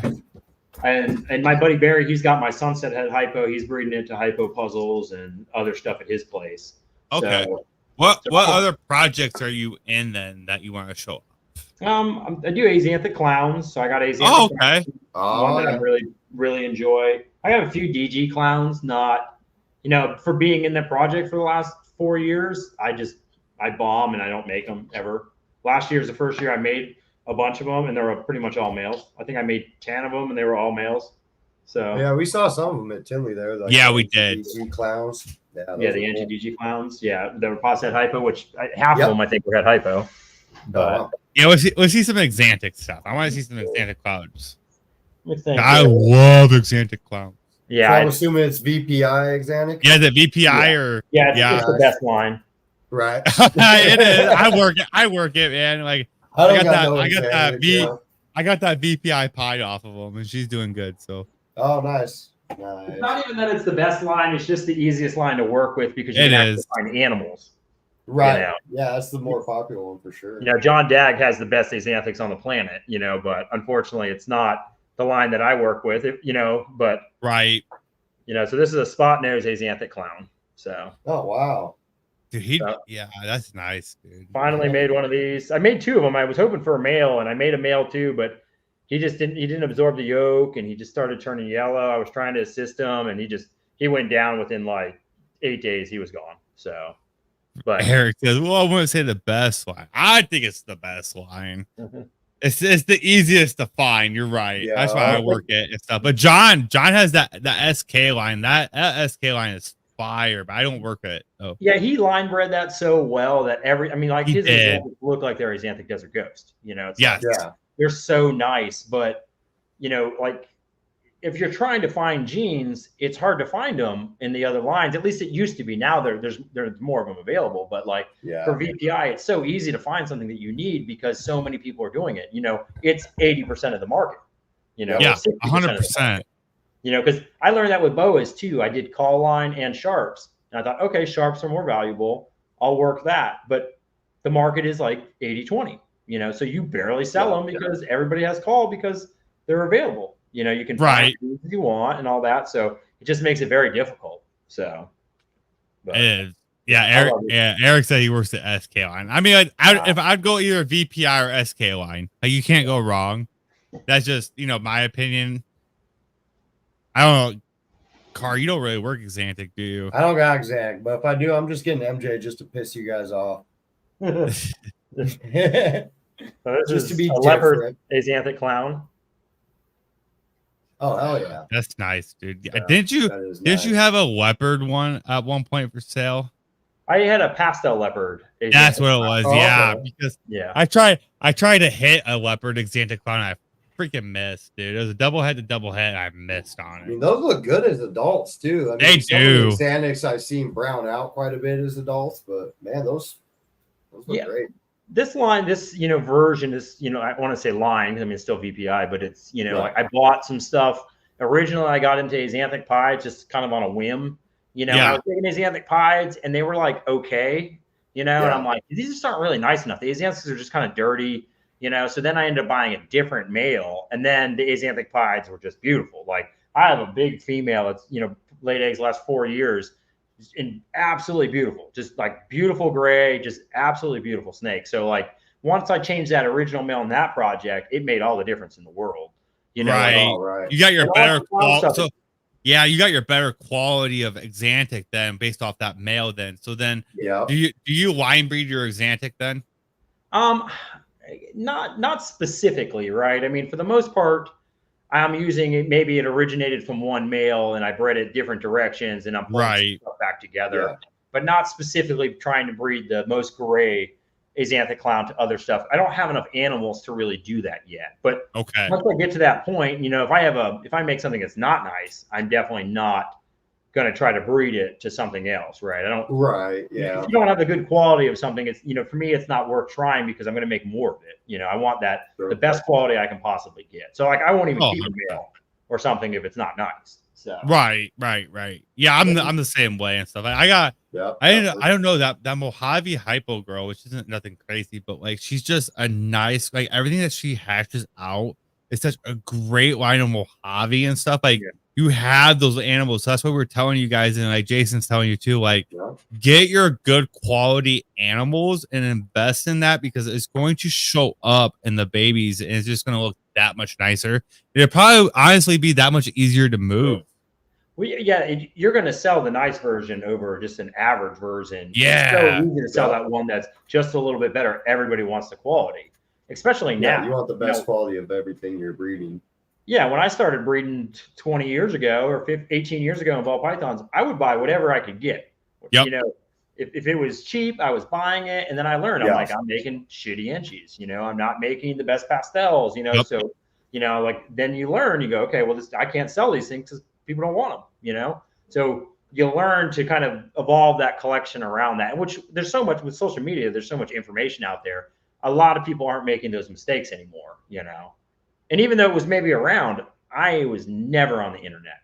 I did everything the hard way. Like, I don't even look to see what people make sometimes. Like, if I want to make something, I'm just making it. I'm like, I haven't seen it. I'm going to make it. I don't see if somebody made it, because I want to know what it's going to do. So, I probably kill myself a little bit by doing that, wasting my time on some things. But you don't ever know what you're going to get to with certain lines of things. Like, I have some really nice cypress stuff, not that male specifically we were talking about earlier, but some other stuff I got from Colby Nelson, and they're phenomenal. I've made really nice animals with that. Yeah, that's my cypress clown from you. I got a little man with you. Heck yeah, man. Oh, hey, little man. Going to bed now. Does he Oh, help nice. you? Yeah, heck yeah. Does he help you and stuff with the collection? Yeah, he was helping me collect eggs this morning. He Really? Oh, He nice. likes to candle There them. you go. So, Heck yeah, man. don't you? That's You want some water? awesome, dude. No? Hey, I'm shy. Like, no. No. Good night, buddy. Have fun. Get out of here. Yeah, is it a healthy lollipop? Sounds like it. Not one of those sugary ones. Little lollipop for bed. Right. So you said that hopefully we can get her on here in a little bit. And so you said that your wife and stuff does a lot of your social media sales and stuff. So at what point did you realize that needed to happen so you have more time to take care of your animals?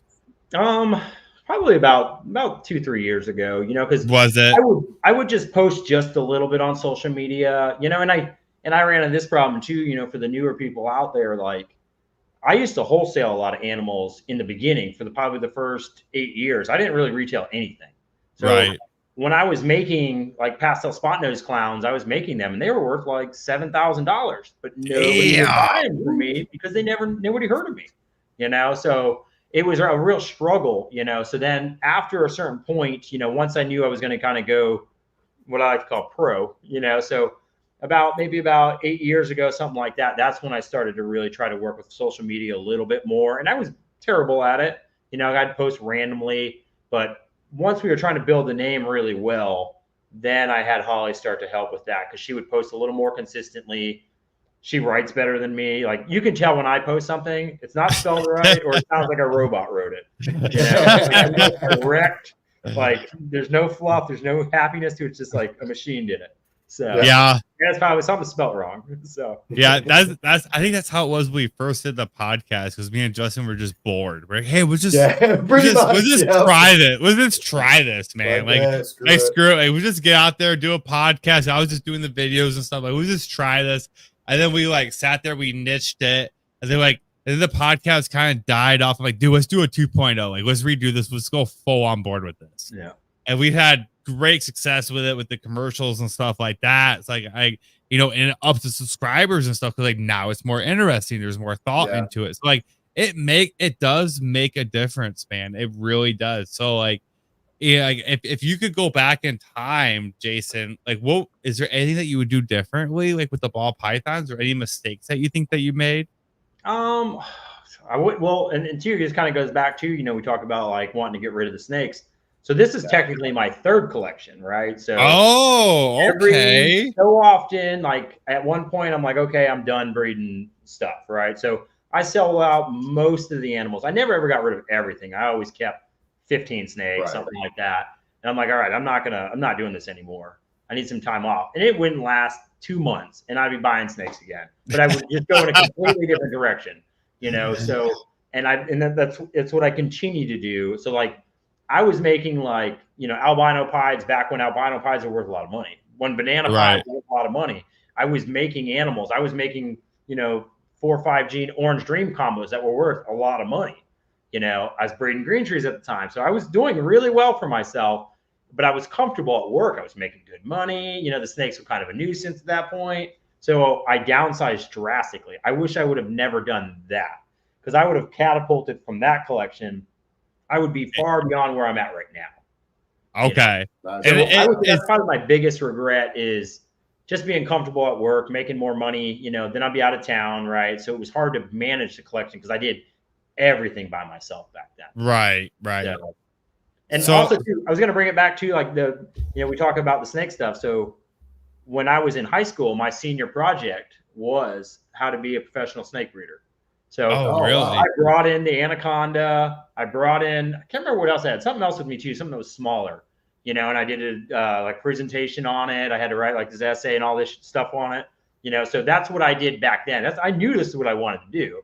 Right. I just wasn't sure how I was going to get there, so yeah, now I'm it's finally very here and I'm interesting. stressed out. Right. Yeah, finally here I'm stressed out to the Just max. fully stressed out at this point. Yeah, I mean, I could imagine, because like me and Cart talk about that, like, working full time and just managing the collection I have like 51. And I think when I bred, like last year was my busiest year. We did, I think 8 clutches with like 56 babies and stuff like that.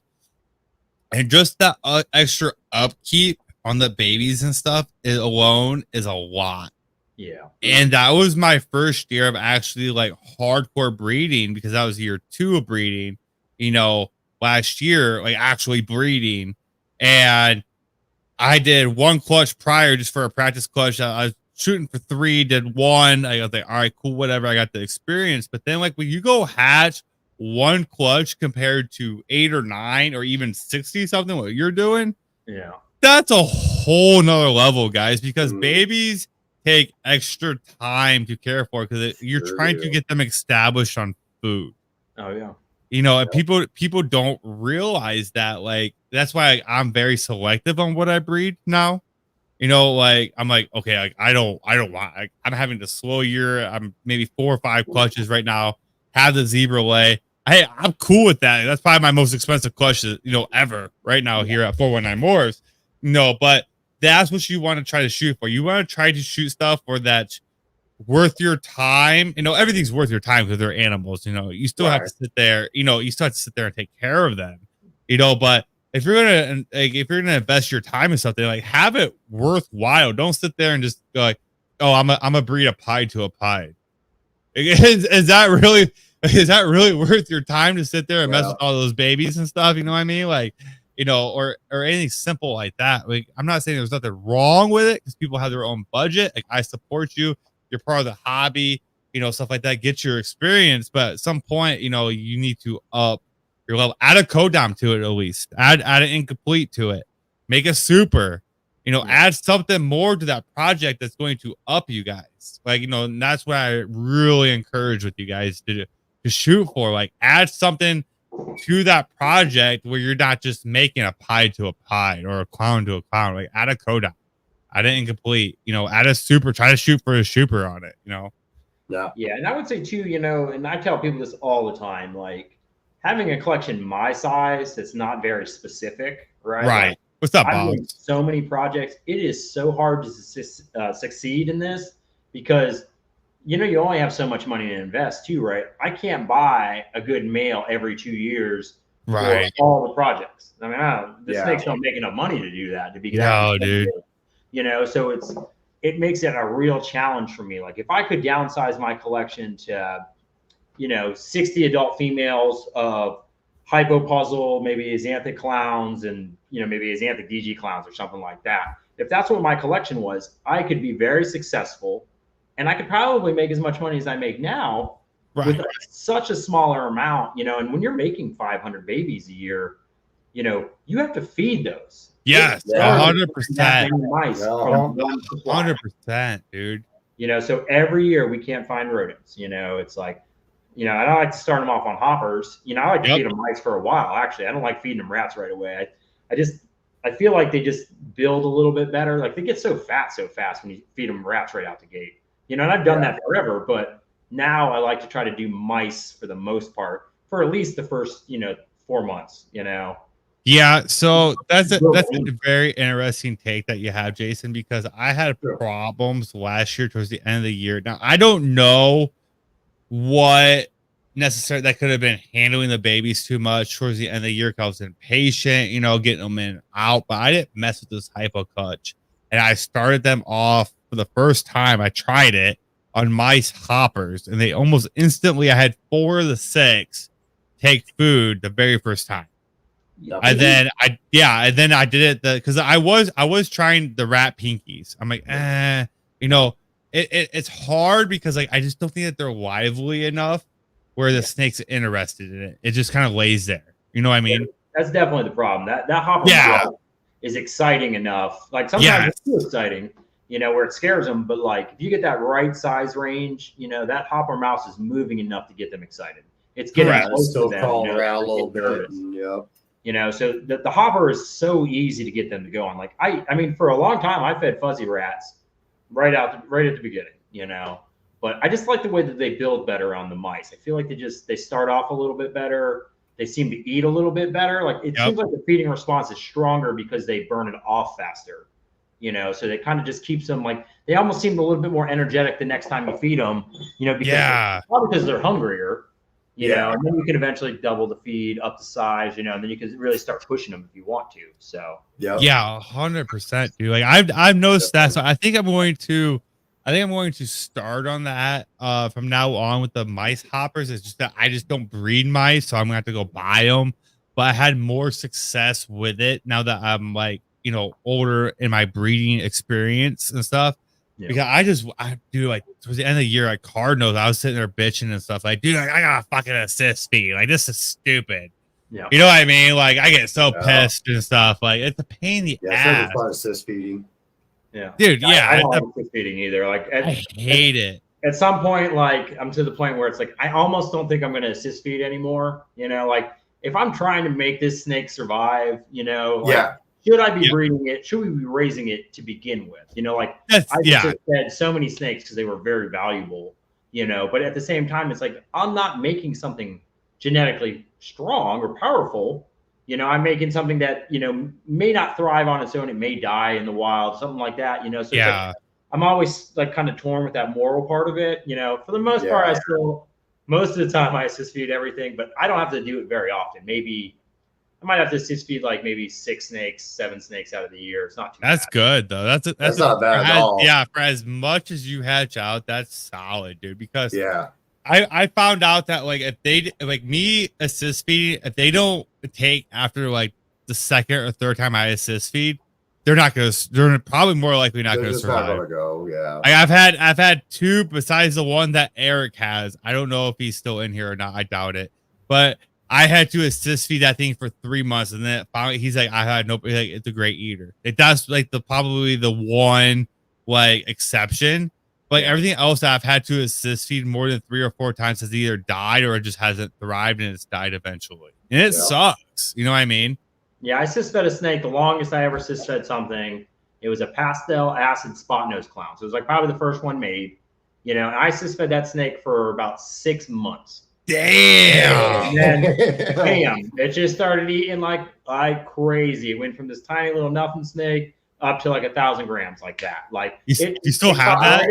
All of its siblings and everything. Yeah. Do you still have that snake? Yeah, I was hoping she would lay eggs this year. Last year nothing would breed her, and I was thinking, I'm like, man, maybe this thing's a male or something. I'm popping it, I'm like, getting nothing. I'm like, nothing wants to breed them. Every time I put a male in there, this is combative, and then. Finally, this year, that Cypress Yellow Belly Vanilla locked her up a couple times. She stopped eating. Oh, okay. So that was okay. I got you. And she stopped eating. I'm like, all right, cool. And then she started eating again. I'm like, okay, well, probably not. I'll take her out. She's a cool snake. Yeah, I see it. I love the pop out. So I know you got those acid clowns. Let's see what kind of acid combos you have too, man. So. Again, you can't see the color. She's got nice yellow on her. Yeah, dude, that's still nice. Yeah, so that's acid pastel spot nose. So, dang, snake, I mean, I love it, but she makes me mad because she won't give me eggs. I mean, even with pastel in it, with spot nose, like a clown, because it still looks really freaking good, dude. Well, and the pastel is really good with acid because the acid is so strong that the pastel doesn't really do a lot. It's not like if it was a pastel spot nose clown, it'd be completely different. The acid likes to it tames that yellow so much for the most part. In the clown, it has more power, but when you super pastel an acid, the pattern gets crazy. You know, I had a super pastel really? head clown, and it was all pixelated, super dark. You know, minus where the yellow was. You know, but its background was so dark, like it was an absolutely amazing animal. You know, so I always wanted to make a super pastel acid clown, but I've never gotten there yet. So because I don't have pastel in most of my males. So okay. Oh, look Oh, at Fighter's side. Will? Look at that. Look at Will. Oh, Will probably just jeez. woke up. Will, get your ass in the Will. podcast. What the hell, dude? You Sammy, missed all the no sunset problem, dude. earlier. Yeah. Got Sammy's shirt on, you know what I'm saying? Fucking. Oh, there you go. What's up? Bold Shout out to Sammy. pythons. Thank you for the shirt, man. And this is the best acid clown that I have. This is Fire Yellow Belly Spot Nose Acid Clown, and it could be Red Stripe too. This thing is insane looking. It's got so much color, pure white belly. This thing is thing's killer. intense. So he's got probably 3 or 4 clutches coming this year. So this is his first year breeding. But this snake is just absolutely flawless. I mean, eats like a monster, you know, breeds great. Right? I mean, just right out the gate started breeding, you know, for being a young male. He's big. So, Dude, he is big, dude. That thing's nice. So that could be the key too, dude. Like a passive acid like hypo clown. Yeah, like I would love this thing to be head hypo, you know. Yeah. Oh yeah, 100%, man. Orange and stuff through here. It's just it thing's beautiful, but yeah, you know, because I always like the dark clowns, so I always doing you know, acid blackhead, black pastel, trying to do all the dark stuff because it's really neat. And I'm like, you know what? I'm going to go for light clowns, and I'm going to try to work both sides. And now that I have this, I'm like, I really like it, the light side of it. You know, I wish this snake didn't have fire because I think the fire is toning it down a little bit on color. Right. Yeah. But it's still insane looking, you know. So like gene wise with acid, what do you think belongs with acid and what do you like don't think belongs with acid? Anything dark works good with it. You know, Orange Dream, like, you know, if you have like an acid OD clown, the OD kind of beats up the acid like it typically does. OD likes to reduce. Right. You know, so, and it does have a little bit of power over the acid in that regard. So I'm not the biggest fan of acid in Orange Dream, but if you keep stacking on that, it's fine. You know. Okay. You know, so I wouldn't dodge it, but it's something, you know, it's not as helpful until you do more with it. I don't like it. With it. I did. No, not at all. No, not one bit, dude. It reduces the acid so much. It doesn't even look acid. It looks like shit, dude.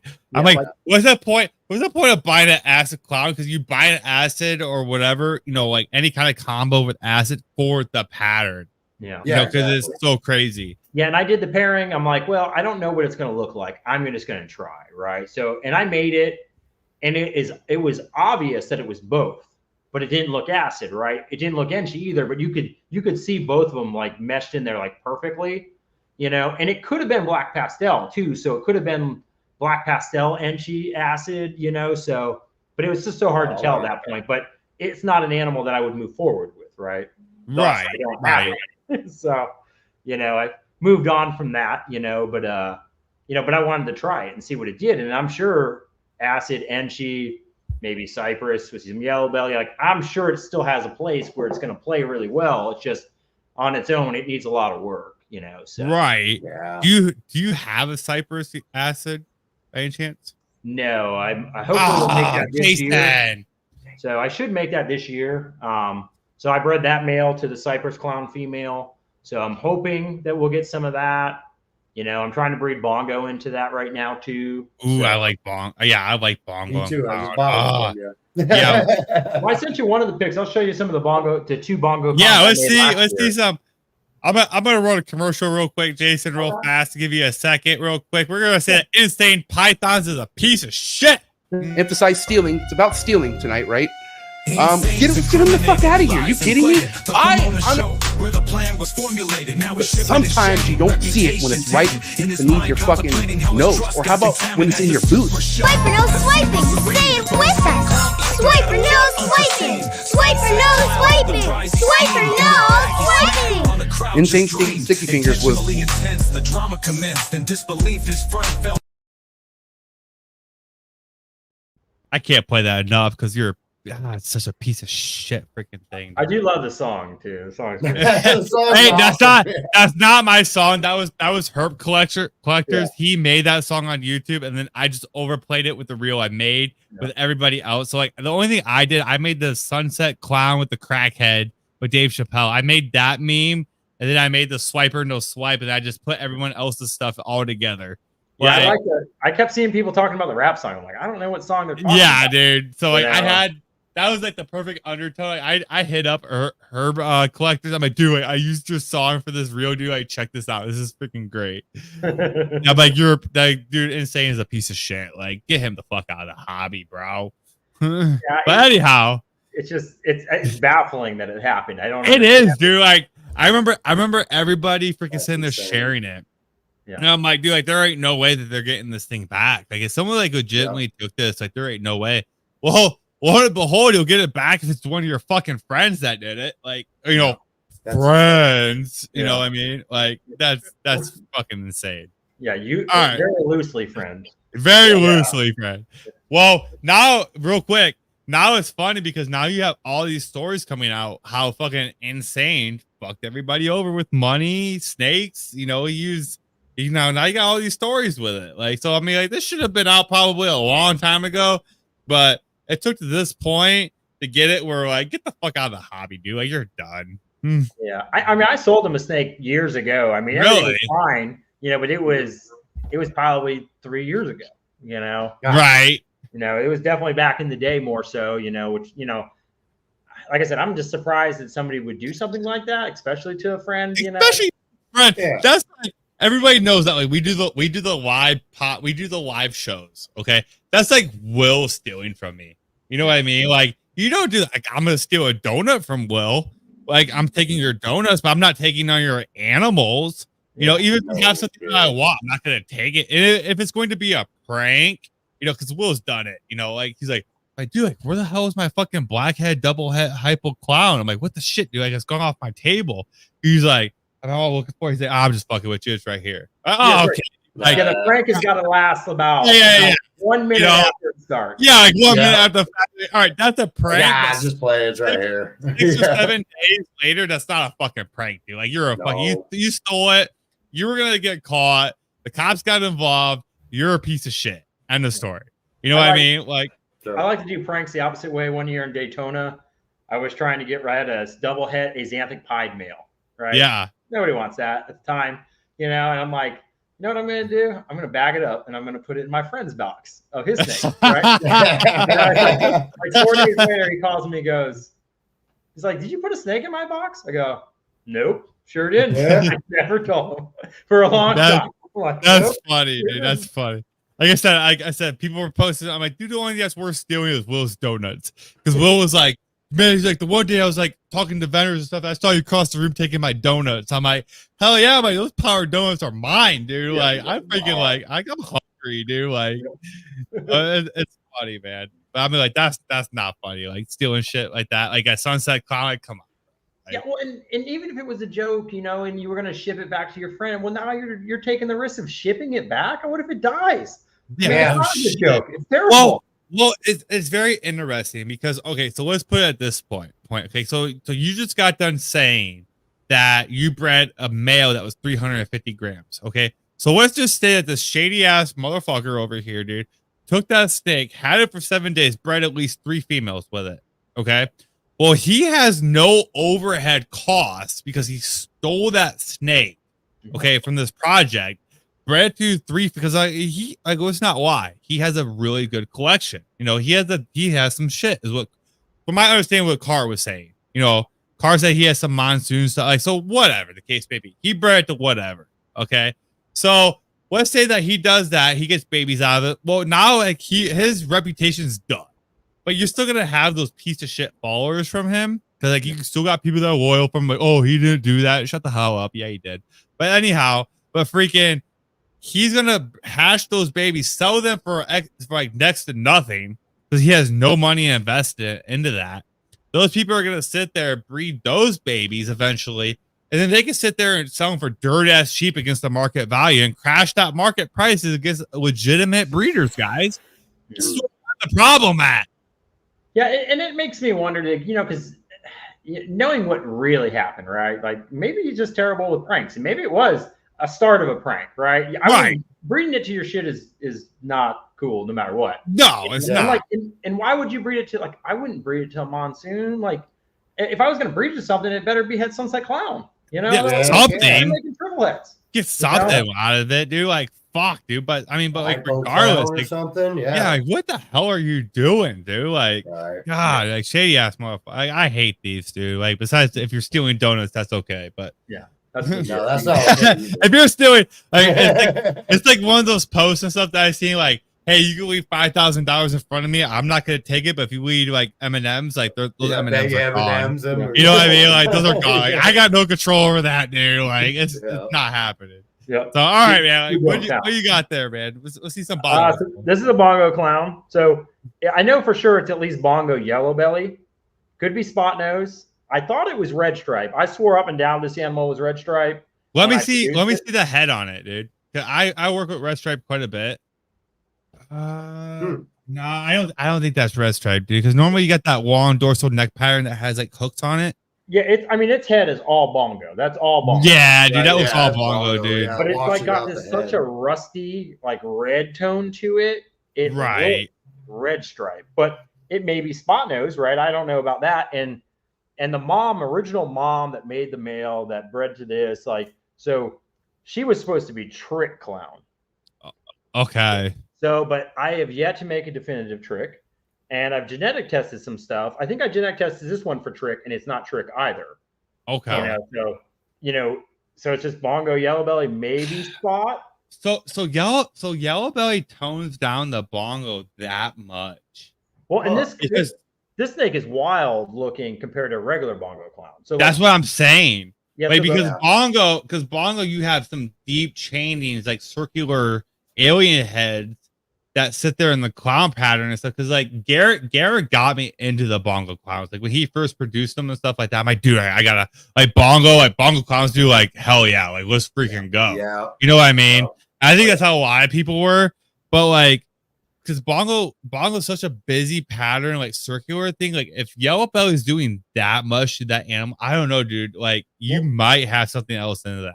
And when I genetic tested both animals and neither one came back red stripe, I'm like, that's weird, So then I'm like, okay, well maybe my male's not red stripe, right? Which I mean, I would swear he's red stripe, but maybe he's trick, because he came from her, or maybe because the female looks weird to begin with anyway. So, but then I talked to the guys at RGI and they said, well, they were actually having problem with red stripe because supposedly I believe there's 2 different lines of red stripe now or something like that.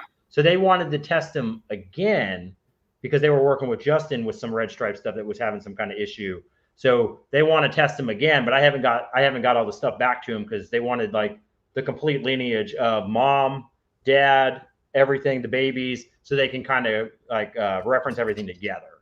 So because they told me they could even tell me what mom is, she may not be a trick clown, but they said that they could probably tell me if whatever she's carrying is in one of these animals. Because every time I breed something to her, it makes really interesting looking animals, and they look trick. Like they have a trick look, but not this obvious I'm trick hurricane. They don't look like that, but they have that kind of that crazier pattern. But I'll show you the other one. Okay, yeah. Sorry, I had to go to the bathroom real quick, so I wasn't. Yeah, bongo clowns are awesome. Dude, bongo clowns are sick, dude. Like I can't wait to tell. I got a little dickhead, but yeah, dude. So this one, I believe, is spot nose. Damn, son, where'd you find this? So I had to. I think it's just so dope, dude. I love bongo clowns, man.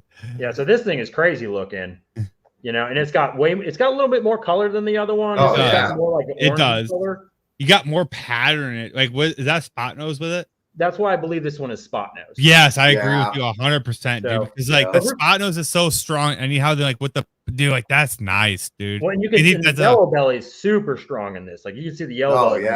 Oh yeah. You see the pixelation of it and stuff like that. And its head's a little different than the other one. Still bongo-ish, but it's a lot lighter. And it's got a little bit of pattern between its eyes that you can barely see. It's kind of faint. So, but I wasn't sure what I was going to do with these, but I need to get them to test for the red stripe again, because this thing I would bet money this thing's red stripe. But if it's not, it's insane, and red stripe will make it that much better. So it could be. Let me see that. Let me see the neck on it. That looks like it's red stripe. I would bet that's red stripe. I'd probably bet that's almost red stripe too. For how I mean, even like when you zoom in on it, yeah, dude. Yeah. All that color. Yeah, you got that. Yeah, I would say that's red stripe all day. So then it's like, and then I go to it, and I said, well, then is it spot nose? If it's red stripe, yellow belly, bongo, maybe it's not spot nose. Right. Maybe it's not and spot I'll show you nose. another snake that I think is bongo spot nose.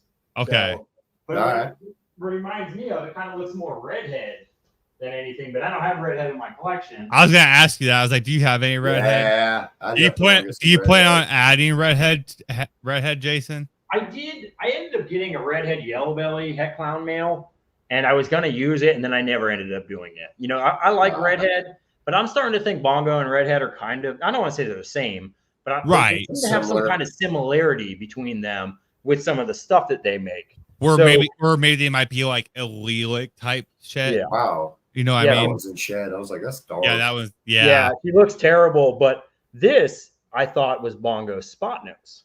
So see, I can see the spot nose in that a little bit. I can see how, because they're both fighting each other. Yeah, like the pattern looks spot nose. It does. It does. 100%. Right. But its head says bongo. It's a bongo head all day long. Yeah. This is a bongo animal. The stripe, it's obviously bongo clown, but it looks so spot nose. Yeah. Plus you got the pattern at the very end of that snake that's suggesting bongo as well, where you got kind of that chaining. But spot nose is just a strong gene, man. It is. Right, so like, if you're looking at this, and this is bongo spot nose, and you look at that baby that's bongo yellow belly spot nose, they're night and day different. Dude, you might, off of that, I think the other one probably has red stripe in it because of how crazy. Because like red stripe's pretty strong anyhow. It kind of influences the. Dude, I wouldn't be surprised, man. Especially with YB and especially with spot nose, they work so amazing together. So amazing together. Like at first I couldn't tell red stripe. I bought my original male from Justin. It was a fire yellow belly spot nose clown, and it was possible red stripe. He's like, hey, I just want to watch it shed one more time, and I'm going to make the decision. He goes, okay, it's not red stripe. Well, I bred it. The first year it bred, I made animals. I'm like, man, these things look good. They look red stripe. I sent him a couple pictures. He's like, I don't think so. And then the next year I bred it, and I made red stripe stuff everywhere, like undeniable red stripe yellow belly. I made so much red stripe stuff with it. It was crazy. And then I realized, I definitely made red stripe the year prior, but I wasn't sure what I was looking for. But now I feel like I got a pretty good eye for it now, at least in my collection, so, and then like he confirmed on some of those babies too about being red stripe, so trying to figure out where we're going with this. And I'll show you a regular bongo clown that I have. Let's see a regular bongo one. And while he's at it real quick, I'm going to show you a red stripe blackhead pin, a double head hypo clown girl. So you guys have an idea what I'm talking about with the back of the neck pattern and stuff. So hang on. Now it's a little bit harder in clown because clown's so strong, but like when you just got incompletes and stuff like that in it, it's a little bit easier to ID. So hang on.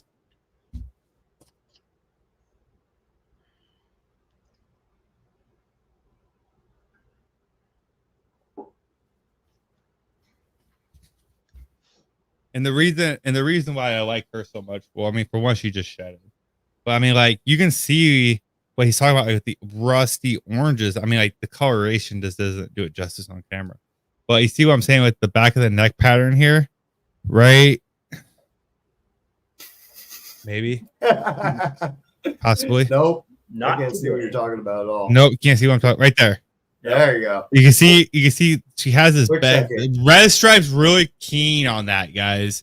Like with that back of the neck pattern and stuff. So it almost looks like their head has like another layer on it. Yeah, dude. Yeah. Like what's up, man? What's up, Ann? That lighter color is like just so smooth around the back.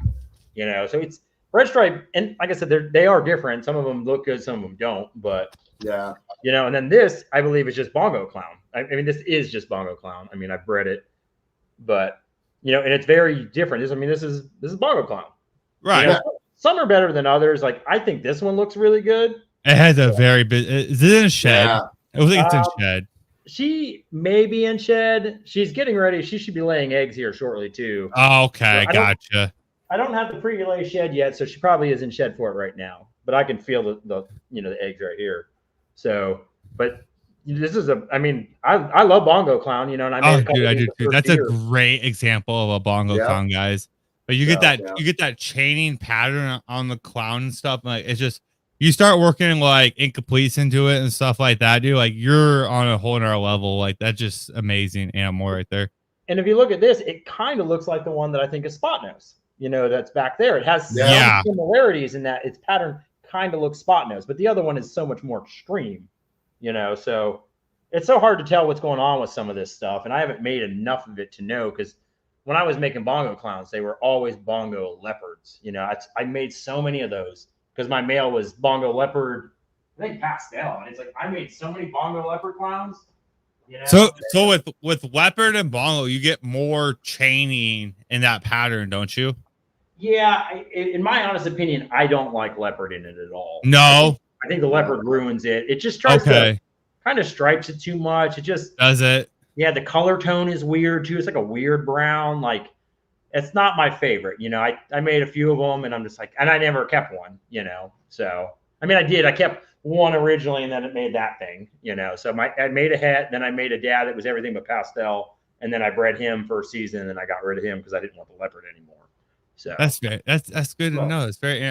You would think with leopard being so busy that it would give you more chaining and a busier pattern with the bongo, but I guess not. Yeah, they work weird together. Like I said, they get real striped, and then the brown is just it's.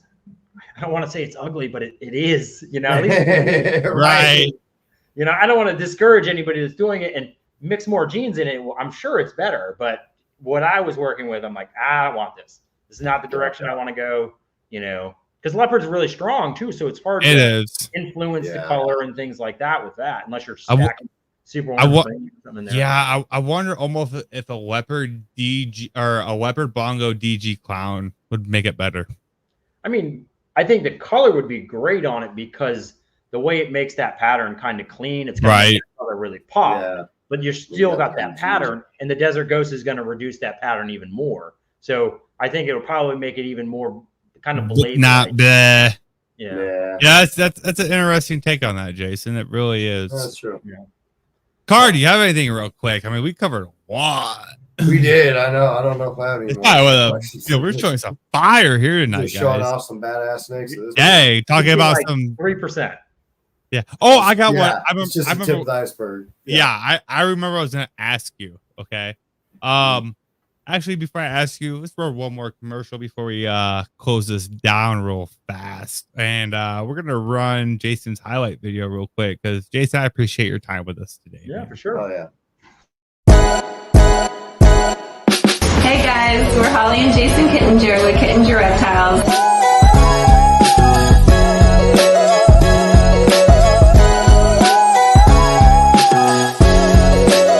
This is probably my favorite boa morph right here. So, beautiful snake.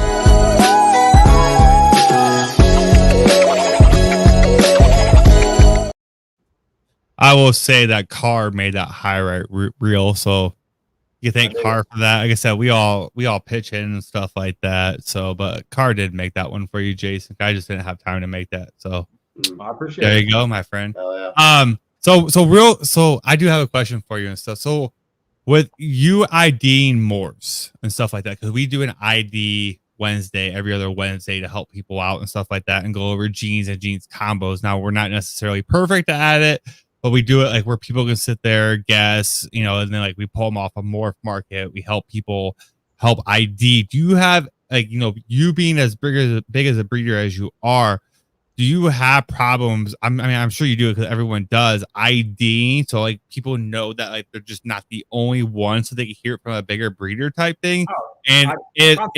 Yeah, I'm sure you do. And if like, who do you ask for a second opinion on that? Like, do you have a mentor? Like, not really necessarily a mentor, but do you have that go-to guy? Like, hey, bro, like I just hashed out this. I don't know what the hell it is. Like, you help me out. Yeah, we have a pretty nice group of people here in Florida, buddies that we kind of toss things around, you know, especially because we're all kind of like in similar projects. Like we all have different spins on the project, but we're all kind of together. So what's up, you know, we can toss ideas back and forth on some of that. Like I do a little bit more clown and like red stripe stuff, you know. Yeah. Barry's got more of the puzzle stuff, so like we all kind of help together there as far as like, because sometimes it's hard to tell what gene's in there, what color, why you're getting this color tone. You might think it's something that it's not, so I mean, I probably make 100 snakes a year that I'm not sure what they are. Really? Just because, especially when you're making things that there's not a lot of them out there. Right. It's hard to everything. it's hard to sit there and compare. You're just guessing at that point, yeah. And I don't want to be wrong. Like, I don't want to sell somebody something that's wrong. I don't want the blowback from that. I just don't want to. I don't want to disappoint anybody. That's the biggest part. No. Like I made some calico clowns this year, and I couldn't tell you what one of them was because they made no sense. Yeah. They were all orange. They were all insane. Like it actually made no sense. I have one of them over here right now. I can show you. Yeah, let's see it. It's insane. It's like it's so orange. It's ridiculous. I'm sure the camera's not gonna pick it up, but yeah, see it. Wants to pick up the cool colors. Because we've been showing heat all day on this show. If you guys are just tuning in, so and that's calico. Wow, that is. Wow, dude. Yeah. So just a calico clown is what you're thinking. This is, I think, it's Orange Dream calico, and it's Yellow Belly or Fire, but it is so orange, but it kind of has like a fire tone to it, but it's too bright. It's not washed out enough. It's very bright. What was the pairing on that, Jason? So this was Calico Clown or Calico Het Clown to Odie Fire Yellow Belly Clown. Okay. And some of the babies look like they're inchy. Like I couldn't. Some of them, like this is nice, but the other ones were pretty incredible. They were better than this because you could tell when the fire was there because it made that nice light tone in there. But right. So rich orange, and it's like, why did the calico? Because even what looked like a calico clown in there was orange, and I've made calico clowns, and they're not orange; they're brown. Like they don't look like whatever's going on in this animal. No, dude, like that thing is bright. Like even on camera, that's bright, dude. I can only imagine what that looks like in person, dude. I think this is probably the most orange snake I have. It's just orange. It's ridiculous, But like I said, I couldn't tell you exactly what it is. There's no way it's just Odie calico. No, I don't think so, man. I think we got a little bit more going in on that, dude, because that thing is freaking like with the pattern. Like OD's not creating that pattern like that. No, like the OD, you could see why it would be OD back here. Yeah, it's really reducing and trying to get the tail. You get the tail dragging and stuff like that. And OD likes to put that line in there. It'll run the line down his whole belly. But Calico's also doing the same thing. So, it's just maybe it's just the way the combination comes together, but. It might be because like Calico's so very underworked with Sugar. Because like Sugar's kind of the same thing and stuff. Yeah. Like, you know what I mean? But like it's just you got your different variations of it. But Calico and Sugar are so underrated because like if you take a Calico or a Sugar with a yellow belly, dude, you get like a orange undertone on that belly because of the combo and stuff. And it looks really good because I hashed one and stuff. I'm like, I wasn't even expecting. I'm like, what the hell? And then I freaking like started talking to people and they were like, yeah, dude, like, Yellow Belly and Sugar, like you get this orange undertone. I'm like, no shit, dude. Like we might be up to something here.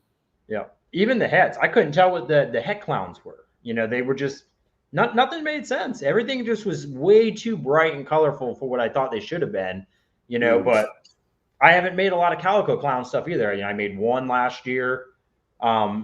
And then I made, 3 or 4 this year. But like I said, they were all insane looking. So you couldn't tell. Like, I think I made an Orange Dream Calico and it was orange, but it was kind of striped and it was like kind of brown on top, but like these things have so much color. It's weird. Does.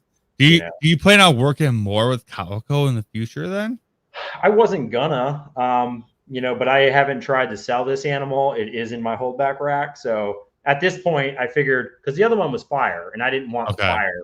Because I didn't want to lose this color because this one was hypo, I could do some other stuff with this and, make it really incredible. So dude, even just super, put some more Orange Dream in it. Yeah. I mean, dude, like if you sit there, you add hypo to that, dude, like fuck. Yeah. Yeah. You know what I mean? Like that, you might be onto something there, Jason. Or even go like, cause like the way your collection is and the way it sits, dude, like, you could sit there and add Calico to your puzzle stuff, dude. Like that could be wild, dude. You don't know because, like, what I mean, like just that coloration with that, you add puzzles to it with that ODYB stuff, like especially with the yellow belly and the calico working together.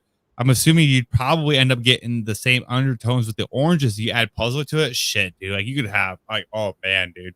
Well, yeah, if you had a calico yellow belly type of puzzle, it's probably going to be pretty extreme. It's probably going to have a really nice orange tone to it. Wow. You know, and Barry's trying to do some calico stuff, trying to get it into the puzzle because he has a calico puzzle, but it's pastel. Okay. You know, and I've been looking pretty, I'm on Morph Market every day, probably twice a day. Right. So I'm trying to find something with calico, but I would love something that's het hypo, something that's going to be an easy plug in there. So I kind of been waiting, but that is something we want to get into hypo puzzle for sure. Okay. Because it's going to work really well with it. We're trying to get acid in there. Dude, acid with puzzle would be sick. Yeah, the stuff Justin has is pretty incredible. So it is like we all know no one can catch up to that dude. But like just to see what he's hatching out and stuff like that, dude, is freaking incredible. It makes me sad too. Like sometimes, like I'll be on a project for 3-4 years, and it's like, we were at the Patreon thing, and I was really excited because I made an acid GHI black pastel clown. Right. And we're talking or whatever, and I say something about it. He goes, "You made one?" I go, "Yeah, I just made one." He goes, "Oh, I made one a week ago." I'm like, of course you did. Of course you did. Like, every time I try to make something, it's like, and I'll make it, and then I'll look. I'm like, he made this 3 years ago. Yeah, I'm still doing okay, but yeah, for sure. But it's just kind of like like people say though, like you can't sit there and compare yourself to Justin. You got to compare yourself to where you were. Last year or whatever, because people will sit there, but I made a world's first, or that's my problem with people saying like, I made a world's first. Well, I mean, probably not, maybe, but like there's so many people doing this that are so secretive or not out there. I'm sorry, but you can't necessarily call that a world's first because there were some people that did that, and Justin was like, "Oh yeah, here's a breeder one of that."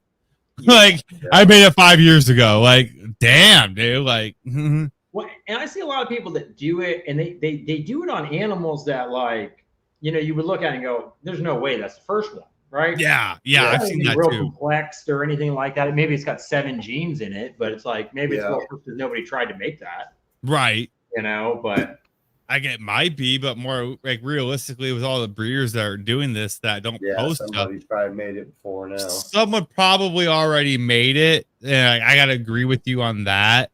So like, and on top of it, like World of Ball Pythons, like people just don't post that anymore. They don't keep up with it.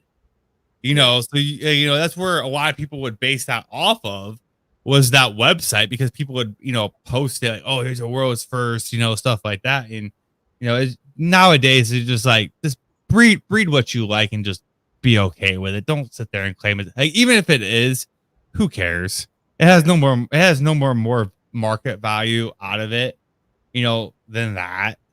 Is there any genes that you don't have that you'd like to get into, Jason? Not really, like I don't like to buy into new projects because I don't know, because everybody likes to rename things that already exist, So nowadays I try to wait and see what people do. Like, if there's something that I like, I'll get in it. I'll buy into that project, but I don't want to do the groundwork. I don't want to take all that risk, anymore. Like some of the Cosmos stuff looks pretty cool. The tornado stuff looks kind of cool, but it's like, I don't know if I'll get into it at some point, but right now it's like, I don't really want to do a lot more with clown. I'm trying to get out of just single recessive clown anyway. Right. You want to try to hit those doubles. Like the way the market is, dude, like you almost have to, man. Well, like I'm seeing clown stuff that, like, even at the expos and stuff, people are sitting there selling for $200-$300, that are decently, it's decent clown stuff that has incompletes in it, but it's just not where the market is. People are just wholesaling that at expos and stuff. You know what I mean? But yeah, like even for myself recently, trying to sell certain clown combo males, it's like they're very challenging to sell unless it's the perfect gene, right? Everybody wants the Justin snake.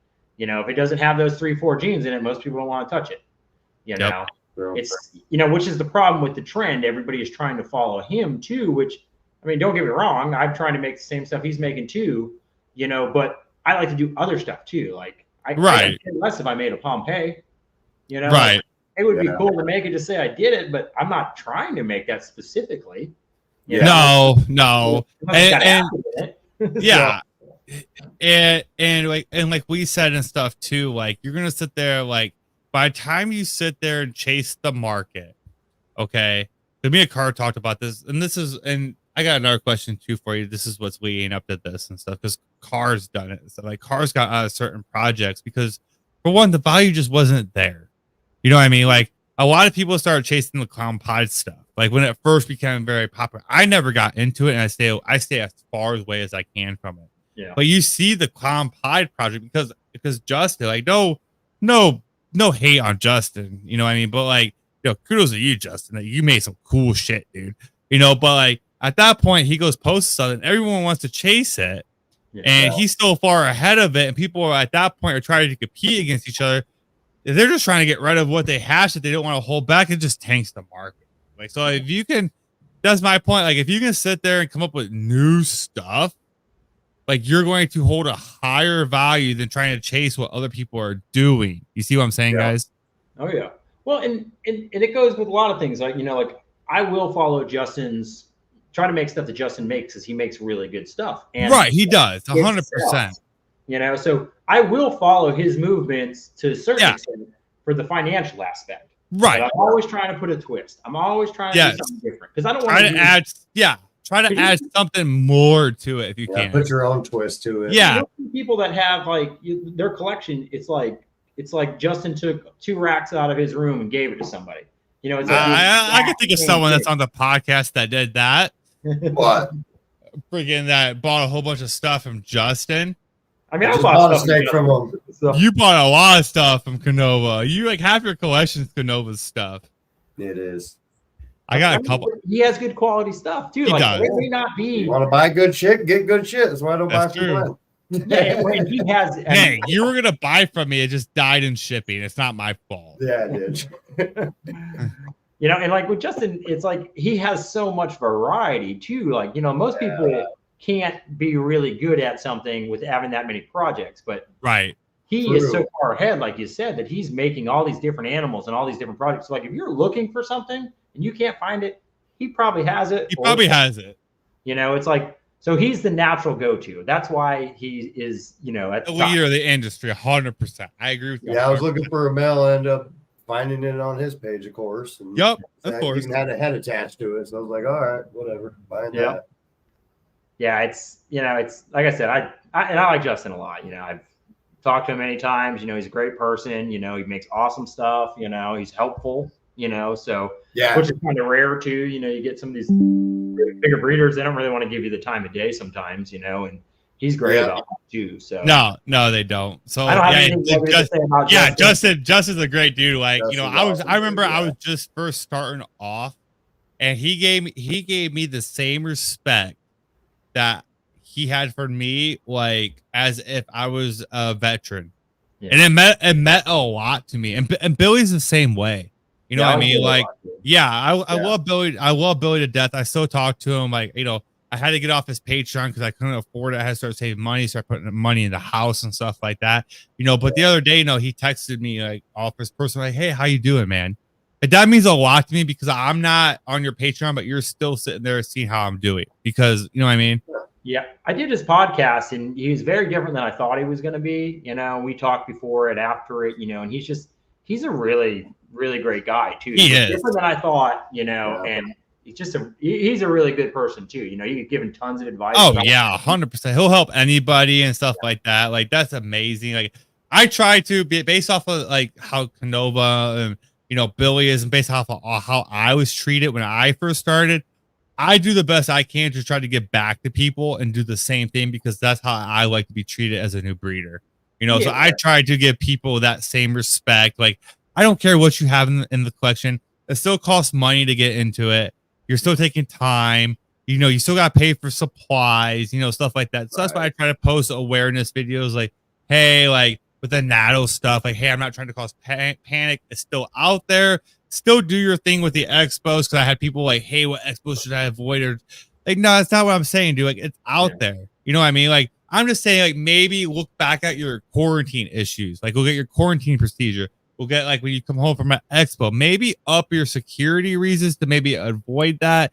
But in all honesty, it's like, you can't avoid it, you know, because how it spreads and stuff like that. But I'm just saying, like, look back at your procedures, because I did. I'm like, man, like, some of my procedures and stuff like suck.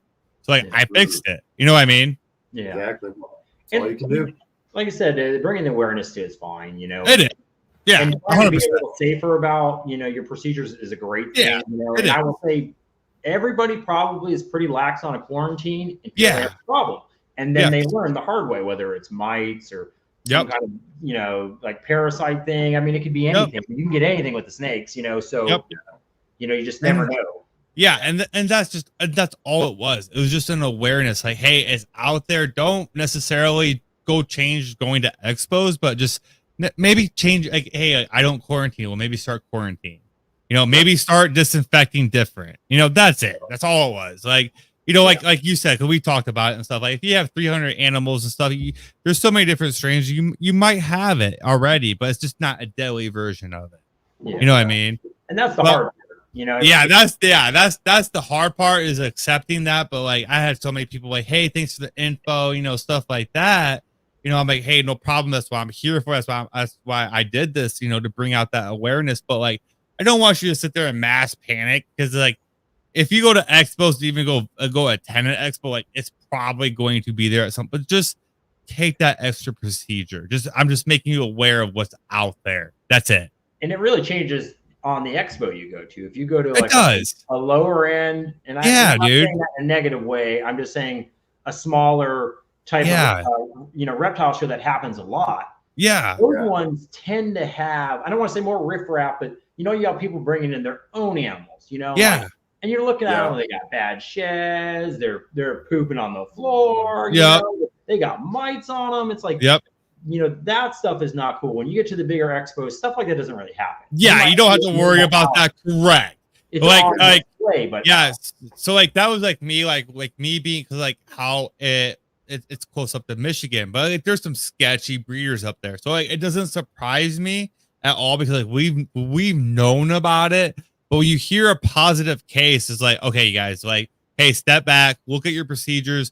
Maybe if you go to those local expos, like, hey, go home, go, like, get in your car, change your clothes out real quick, like, get rid of that stuff, like, and change clothes, go home and go throw your stuff in the washer. Like, don't risk it. Yeah, you know what I mean? Like, that's it.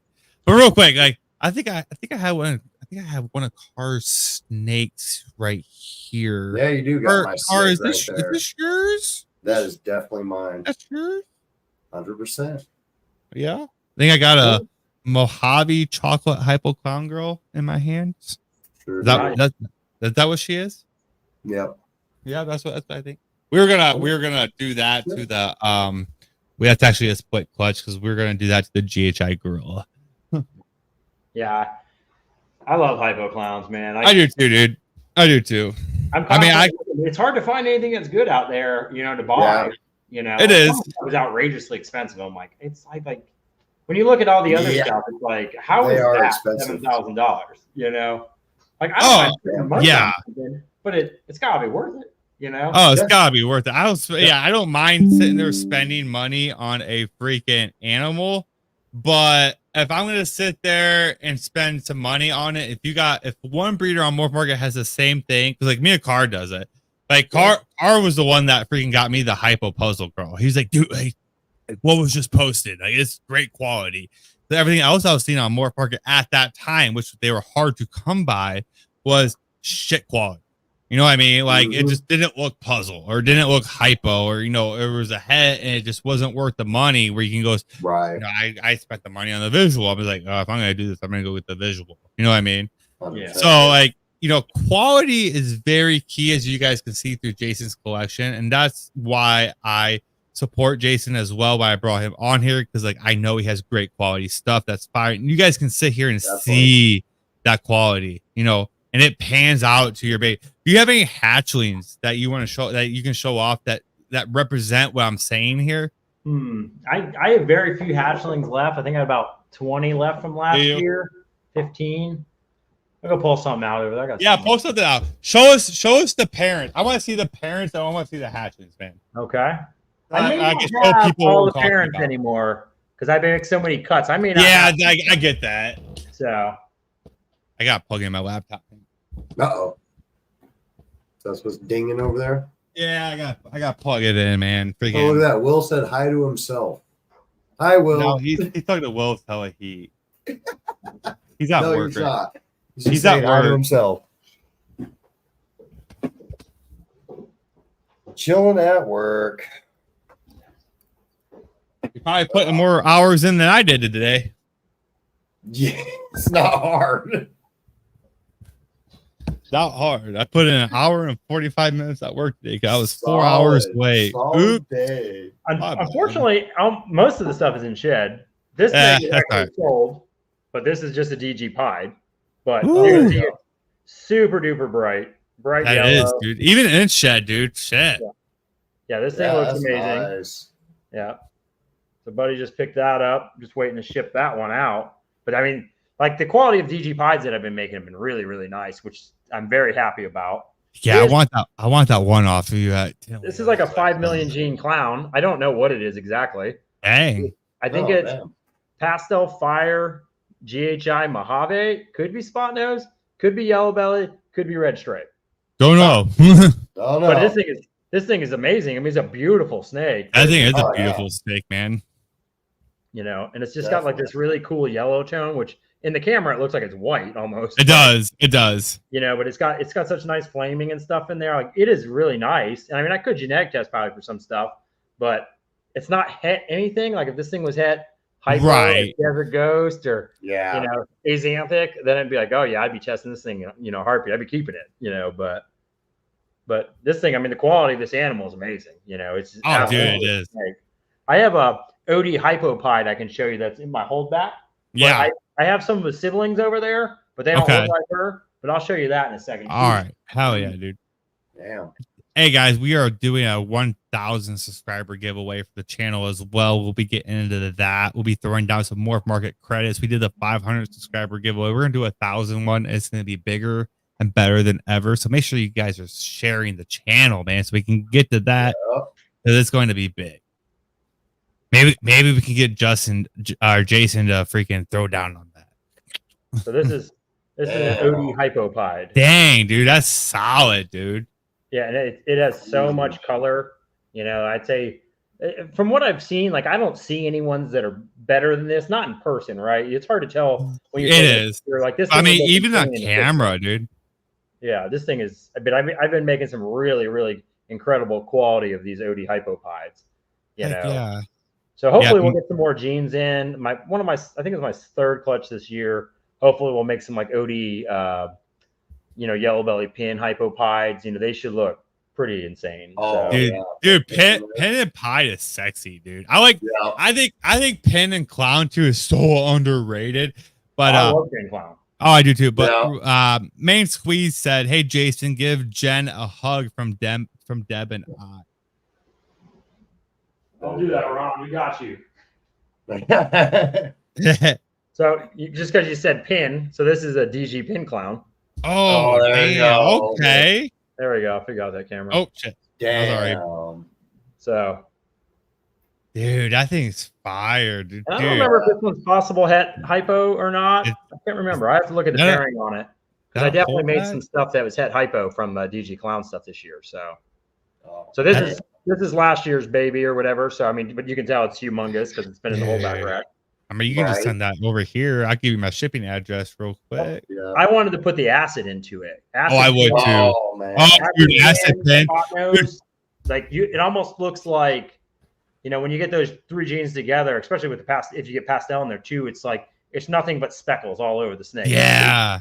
They look really, really nice. You know, so I want to try to do some stuff like that. You know, I'm going to mix two genes in there that most people don't want, but I like it. I know. Dude, I'm fucking huge fan of. Dude, did you see, I don't know what Tinley was. I think it was last year. Someone made a bongo pin clown. Did you see that? No, I don't think I I did. don't remember who it was offhand, but Pinstripe and Bongo go so well together. I saw that thing in person. I'm like, dude, this is incredible because it literally changed the pin. It actually changes the pinstripe, which is really hard to do. Yeah, I have I got a snake. It's an acid combo with pin and stuff in it, and I'll show you that. It's had DG clown. So hopefully we'll get some eggs this year. I'm not sure it's going to happen because she's a little small, but I wanted to show you this. So this is OD Fire Yellow Belly. This is a super OD Fire Yellow Belly clown. Dang, dude. This thing is a screamer too. That thing is a screamer. Because I was starting to get out of, I'm like, you know what, I'm not going to do OD clowns anymore, and then I'm like, I started making some more stuff. I'm like, nah, I'm gonna keep going, and I'm just gonna try to make them nicer, and then I'm gonna try to get them into the hypo, because I mean this snake is insane. Like if this thing had red stripe or something in it, like I said, we're gonna get some black pastel, some cypress in some of these OD clowns now, and we can really see where it's gonna go because like this snake is insane. I mean, it's beautiful. You working out now, Jason? Deb says you got buff. You working out? I always worked out, but I used to work out like once a week, maybe twice a month for a long time. But I worked out, I was on the weightlifting team in high school, and then I worked out pretty much most of my life. Like I had a really bad hernia when I was in my early 20s, and I stopped working out for about 6-7 years. But I've always worked out at least once a week, twice a month, something like that. And recently, I started hitting the gym like 3 days a week. Okay, it makes a difference, dude. It does. So, yeah, it does. I maintained with that little bit. Now I can actually get bigger again. So yeah, I gave Justin a workout. You know what I'm saying? Like, what's up, my boy? Like, we buff too. You know what I'm saying? No, I just play. It's funny. I've been working out for a while. Showing off different pythons over here now. Yeah, showing off the freaking gun. I forgot about this. This is a killer too. So this is a spot nose DG clown head hypo. Heck yeah, dude. Damn. That's what's up. Oh yeah, that's beautiful. The spot nose DG clown is insane. I mean, that is insane, dude. That's so clean, bro. You got the cool pattern with the DG. Dude, that's nice, dude. Yeah, I mean, and the fact that it's head hypo, super bonus. So. Oh yeah, no shit. Yeah. I would have preferred it to have been a male. That would have been cool. Yeah, but I mean, like you can't argue with good females and stuff because like those are the females that are going to make your money. Yeah, you know what I mean? mean? The male would make me money within a year. That's true. That's true. Exactly. And you can sit there and pair a whole bunch of stuff to him. I get that. Yeah. But this female will be in the collection for 10 years. She'll be around for a while. Most females don't last maybe 2 seasons here, and then we're turning them out for something else. But this snake will be here forever. Right. Yeah. There'll be no reason to get rid of this. This will always be powerful. And So is it easier for you to get rid of a breeder male or a breeder female once you hit your upper, like your upper gene or whatever, depending on what it is? It really depends on the market at that point. Does it? People don't want to buy the male, and I've never had to sell really good males. Typically speaking, I have a male that's not as great, and maybe it's a visual double head or something like that. So I'm not really getting the money for it, or maybe it's just right. So I haven't made it to the point where I'm trying to get rid of this, like an OD yellow hypo puzzle. Like if I was trying to sell that right now, I could probably sell it in a day. It would probably be so easy. I'll take it. Send it to me. Shit. Yeah, exactly. Like I mean, I could find probably 20 people that would want to take that snake. Right. I have an Enchi leopard double head or triple head G-stripe clown pied. That is going to be a hard sell. Right. Oh yeah. An auction snake. I'll probably get $200 for it, but it'll go to somebody, help somebody else out, and it served its purpose here. It's made 0 G-stripe clowns for me, but it's made everything. I've missed G-stripe clowns for 4 years, and I usually get of the year. Okay, so real quick, while you're on that topic, how often do you use auctions and stuff to auction your stuff out? And at what point do you decide to put it on auction for people? It depends. Like, if I have, let's just say I've auctioned off DG pies before, right? But We've seen them. 4 of them, right? So it's like, okay, let's get rid of one. And like, typically speaking, I only like to auction off nice animals, like good animals. Right. Like some of the males I'll auction off because they're harder to sell. Most people aren't buying a lot of that stuff, so it can be a little trickier. And, you know, I'll make way less money on putting it on auction, but it goes and it's going to help somebody. So it's not a big deal. Like I've already usually hopefully made my money on that, you know, but so I kind of gauge what's for sale, how many I have, and like if somebody's got one, like if there's a DG Python auction, I'm not putting one up. Right. You know, I don't want to fight with that other person because, you know, there might only be 2 people that are interested in buying it, you know? Yeah. You know, so especially once it gets to that higher number, you know, where you're hoping to be anyway, you know? So Right. I kind of pick and choose. Like I'm pretty strategic what I do as far as my auction animals, you know? Okay. So, you know, so I'll look so at every ball python on auction before I pick what I'm going to auction. And I do at least 3 a month, you know, just so I'm making that constant, you know, money to help pay bills or pay for rats or something like that. So I don't, you know, it's nice, especially when you get kind of like in a little slow spot, which, you know, we all breed snakes. We know what it's like. You know, sometimes you'll get 10 emails in a week, you know, sometimes you won't get an email for 3 weeks, you know, you just don't know what it's going to be like, you know, that just sometimes it gets slow, sometimes it picks up, you know, so it's like, it's almost guaranteed income to come in and just kind of keep floating things, you know, especially this time of year for us. This is where money always gets the tightest because we don't have new babies yet. All we have are our leftover stock, which, you know, it's not that they're bad, you know, it just, you know, we've sold what people wanted already, you know, whether it's the combo, the quality, the, you know, whatever it is, you know, it's hard to sell. Like I said, if you make 10 DG clowns, it could be hard to sell 10 DG clowns. You know, it can be, years ago, especially if the market's not there. Yeah, you know 3 what I mean? years But ago, usually it is. Yeah. Yeah. So, Oh, easy. You know, if I would have had last year's DG clowns, you know, 3 years ago, I could have paid off my house, you know, but I wasn't getting $10,000 for a DG clown. So, right. And that's part that, you know, that's what I'm saying. Like, you have to invest the money now because by the time that you sit there and raise it up, breed that animal and stuff, like the market's going to go down a little bit. It's just normal. You guys have to understand that is normal. It's not a recession. It's just, it's like the stock market, guys. Like you invest here, but by the time you're able to produce it and stuff like that, like the market might be a little bit lower, you know. That's why it's a little bit easier to go higher end. Because by the time you produce it, maybe the market hasn't dropped as much to compare to those lower end animals. You know what I'm saying? Yeah, and it's kind of like, it's weird, right? You know, I feel like the things that took the biggest hit were the high end animals, not the 3-4 of the best project high end animals, right? They held on, but everything else high end, if it was, you know, $5,000, they took a beating on price. You know, your $500 snake still worth about $475. You know, you're right. You are 100% right. Do you think in your personal and professional opinion, since you've been in this for a long time, especially with higher end stuff, do you think that's just breeders dropping the price just to freaking move it because they are tired of feeding it? I think it's part of it. I think that we all forget too, you know, more people are coming into the hobby all the time, but not necessarily people that are willing to invest that amount of money. Right. So, and the fact that everything changes so fast now, like a project can be popular for 2 years where it would have been popular for 5 years before, because so many more people are in it. We're producing so many more faster, you know, and only so many people want to spend the money. So once everybody starts producing it, and DG Clown was a perfect example. It was. They had good money, and then all of a sudden, boom, everybody was making them. It was like you might have seen 3 or 4 or 5 this year, maybe 8 or 10 the next year, because there weren't a lot of them popping up. And then all of a sudden, everybody and their brother was making DG Clowns. And that's what I'm saying. Like whole clutches being dropped. You know, and a whole clutch being dropped, and some people are producing, like going visual to visual with them. I think a lot of it too was the polygenetic or whatever. Freaking when that came out too, we saw the price drop on them really quick as well. DG a lot. Yeah, it did hurt DG a lot and stuff as well.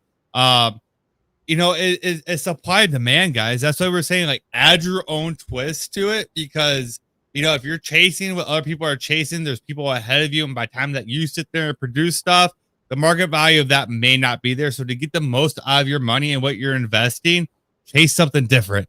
Well, and if everybody would have been riskier with pairings, right, and you weren't just trying to make DG clowns, if you were trying to mix a 4-gene clown with some DG het clown, you wouldn't have had all these DG clowns out there, and everybody was making different stuff. That's why Right. when people had a black pastel DG clown, they could still get real money for it because nobody had them. Right. You know, and that's why, you know, some of these 3 gene DG clowns are still going for good money is because nobody else is producing. Nobody them. has them. Yeah. The value's there. Yeah. Everybody just went to make them and didn't make anything really different. And that doesn't help either, you know? No, I think it does if people not. were riskier, like I do risky pairings all the time where I might get maybe one good snake and everything will be byproduct, you know? Right. And I like to do that because I can make a far superior animal by doing that. I may not, but if I do make it, I'm 3 years ahead of most people. Yeah. You know, so Or I you're do some safe pairings and I do a lot of risky ones, you know. Yeah, or you're that like you hit that snake and like it's not popular with those genes in it and that gene combo. Like, well, if you want, this is what you're gonna pay for it. Yeah. You know, and that's a lot of it, and that's what I'm saying. Like, guys, like sit there and do what you like to do, but do it on a smart aspect of it. Okay, so you're not screwing yourself. Yeah, and it's challenging, especially, you know, like there's a difference from being a hobby breeder with a full-time job, right? Versus 100%. a full-time breeder, right? Like if animals aren't moving, you don't necessarily have to be desperate, but you have to try to negotiate, work deals, because you want to keep everything afloat. You know, you got everything and you got all your eggs in one basket now. You know, you don't have this other income. And if you have a big collection, you can't really work that much, you know, depending on how it goes, you know. Like recently I've been working a little bit more and that's made a big difference, you know? So yeah, 100%. It's just that a little extra income where I don't have to worry about, like I said, because the snakes are kind of slow right now. You know, we just don't have all the cool stuff yet, you know, but here soon, you know, our first clutch hatch is in like 3 weeks, which is late for us. Normally we'd have clutches on the ground already, you know, or hatched out already. But you just have to. So this is a DG clown head hypo. I was just going to show you the quality of it. Yeah, I see it. You know, so I know you've been holding that for a while. Oh my goodness. It's got so much color. It's so pretty. So Heck yeah. That's an awesome hypo too. Big bonus. You know, she's a beautiful snake. But I also have the Enchi, the pastel Enchi Xanthic clown. She's trying to get out of her cage because I was going to take her immediately right after. But I'll grab her real quick. Heck yeah, that thing is freaking clean. Yeah, man. Awesome. Like you said, you just have to look for the combos that keep the genes valid. That's what I'm saying. Like, don't chase what other people are doing necessarily. Oh wow. Well, you can get the color a little bit better from back here, maybe a little more. So. Dude, that thing's dope. So this is pastel Enchi Xanthic clown. That's insane. You can hate pastel, you can hate Enchi and clown. You can't hate this though. No, you can't hate that. I don't hate Enchi and clown. It has its place like everything else. Yeah. And as you can see, you showed us a lot of pastel clowns with they're just insane. They look really good. Yeah. Yeah, it's, you know, like you said, it's got to be in the right animal, you know, on its own. Pastel and clown is not great, you know, but like if you have a pastel cypress clown, the things they're like, I had a few of them. They were insane. Tons of color, kept color. Like they didn't get all dirty, you know, like if you get the right gene in there, it's going to help it.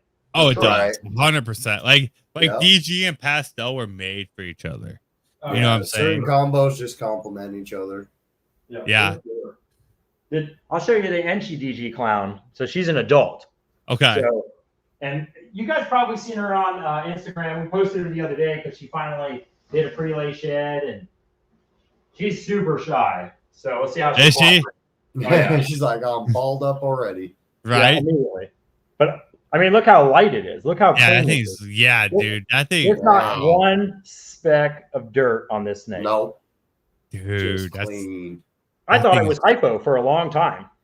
It almost looks hypo. It does. Almost on camera too, dude. It does. Yeah. It is because it's like this is gray. You know, it's got like a gray tone in there, and it's just so light and so clean. I can show you her head if she'd pop out. She's always been so shy though. Nah, there it is. There yep. you go. But, man, that's nice. That's nice. Dude. Nice chunk of eggs in there. So. Oh yeah. So. Should be a nice clutch, and I bred that really powerful snake to it. So. Yeah. Damn. Give me a round of applause for that one. That's nice, dude. That's nice. Yeah, and the male ain't no joke either. He's probably one of the best looking snakes I've made too. I made the acid at the same time as him, that really nice acid male. But this thing's a screamer. Oh, So yeah, that thing's nice, dude. Yeah. So this is Russo spot nose, fire, yellow belly, and I'm pretty sure it's red stripe too. But this thing is just incredible. Dude. So, Russo and clown is Russo's next totally level, dude. Yes. That's what I'm talking about, dude. Like Russo and clown is next level shit. if this thing was a DG clown, I mean that's the goal, right? So that's why I went to that. I don't necessarily want the Enchi with most of these jeans, but right, correct. I agree with you. Chances. But it still has its place and it still is good. You just you're like me, like where like you don't like that, like in clown, you don't like that reduced pattern, you like that busy pattern. That's all. But like I'm okay with Enchi in it. You know what I mean? If I hit it, I hit it. It might be cool. You know, it's cool. And a good quality Enchi is nice too. When you get these like boring Enchis, it's unfortunate. But if you get the right pattern in that Enchi, which it's random anyway, but if you get that right pattern, it looks really good. And Enchi spot nose, yellow belly, red stripe, clown head, desert ghost is going to be perfectly fine with me. Or with the Russo in there, all that stuff is great. So it is, man. That's freaking amazing, dude. Hey, real quick before I'm gonna let Jason go, dude. Jason, thank you so much, bro. Thanks for coming on. Hours, bro. You are, it has been fun, dude. You are literally the longest podcast that we've ever done on 419 Mors. So I appreciate that a lot, dude. We showed off a lot of heat, a lot of fire tonight, man. I'm gonna let Jason go so he can get back to his family and stuff, guys, because I don't like to run these that long because everyone has a life outside of this, and that's just how I am. But I appreciate you showing us so much fire, dude, and taking the time with us. It was a great pleasure and stuff. And I'll talk to you a little bit behind the scenes and stuff too. So real quick, dude, like we're gonna run Jason's highlight video one more time for you guys. I hope you guys have a great rest of the week. We are going to be live at the Sin City show down in Cincinnati Sunday with me and Will. So check that out. Jason, again, thank you for your time. Carr, anything last thing to say, man? Y'all have a good one. See you Wednesday. See you guys Wednesday. We got ID Wednesday, man. Peace I out. just want to say I appreciate everybody tuning in, and anybody that's going to watch it, and like I said, I appreciate the opportunity to do it. I don't do a lot of podcasts, but I do enjoy them every time I do. Yeah, for sure. I could do this for 4 hours. Oh yeah, I hope you enjoyed. I hope this was one more of your favorite podcasts with the commercials and stuff. We try to make it fun and fresh and stuff, dude. So well, it was nice to be able to show off more animals, right? Like dude, that's all that's what I'm about, man. Like with the experience, like you've been doing it for so long, it gives people insight and stuff like that. You can see some fire animals. You can see how quality does it.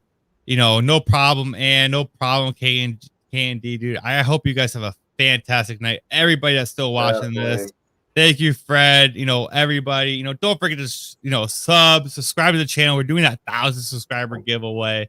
So real quick, Jason's highlight reel one more time. You guys have a fantastic night. Hey guys, we're Holly and Jason Kittinger with Kittinger Reptiles.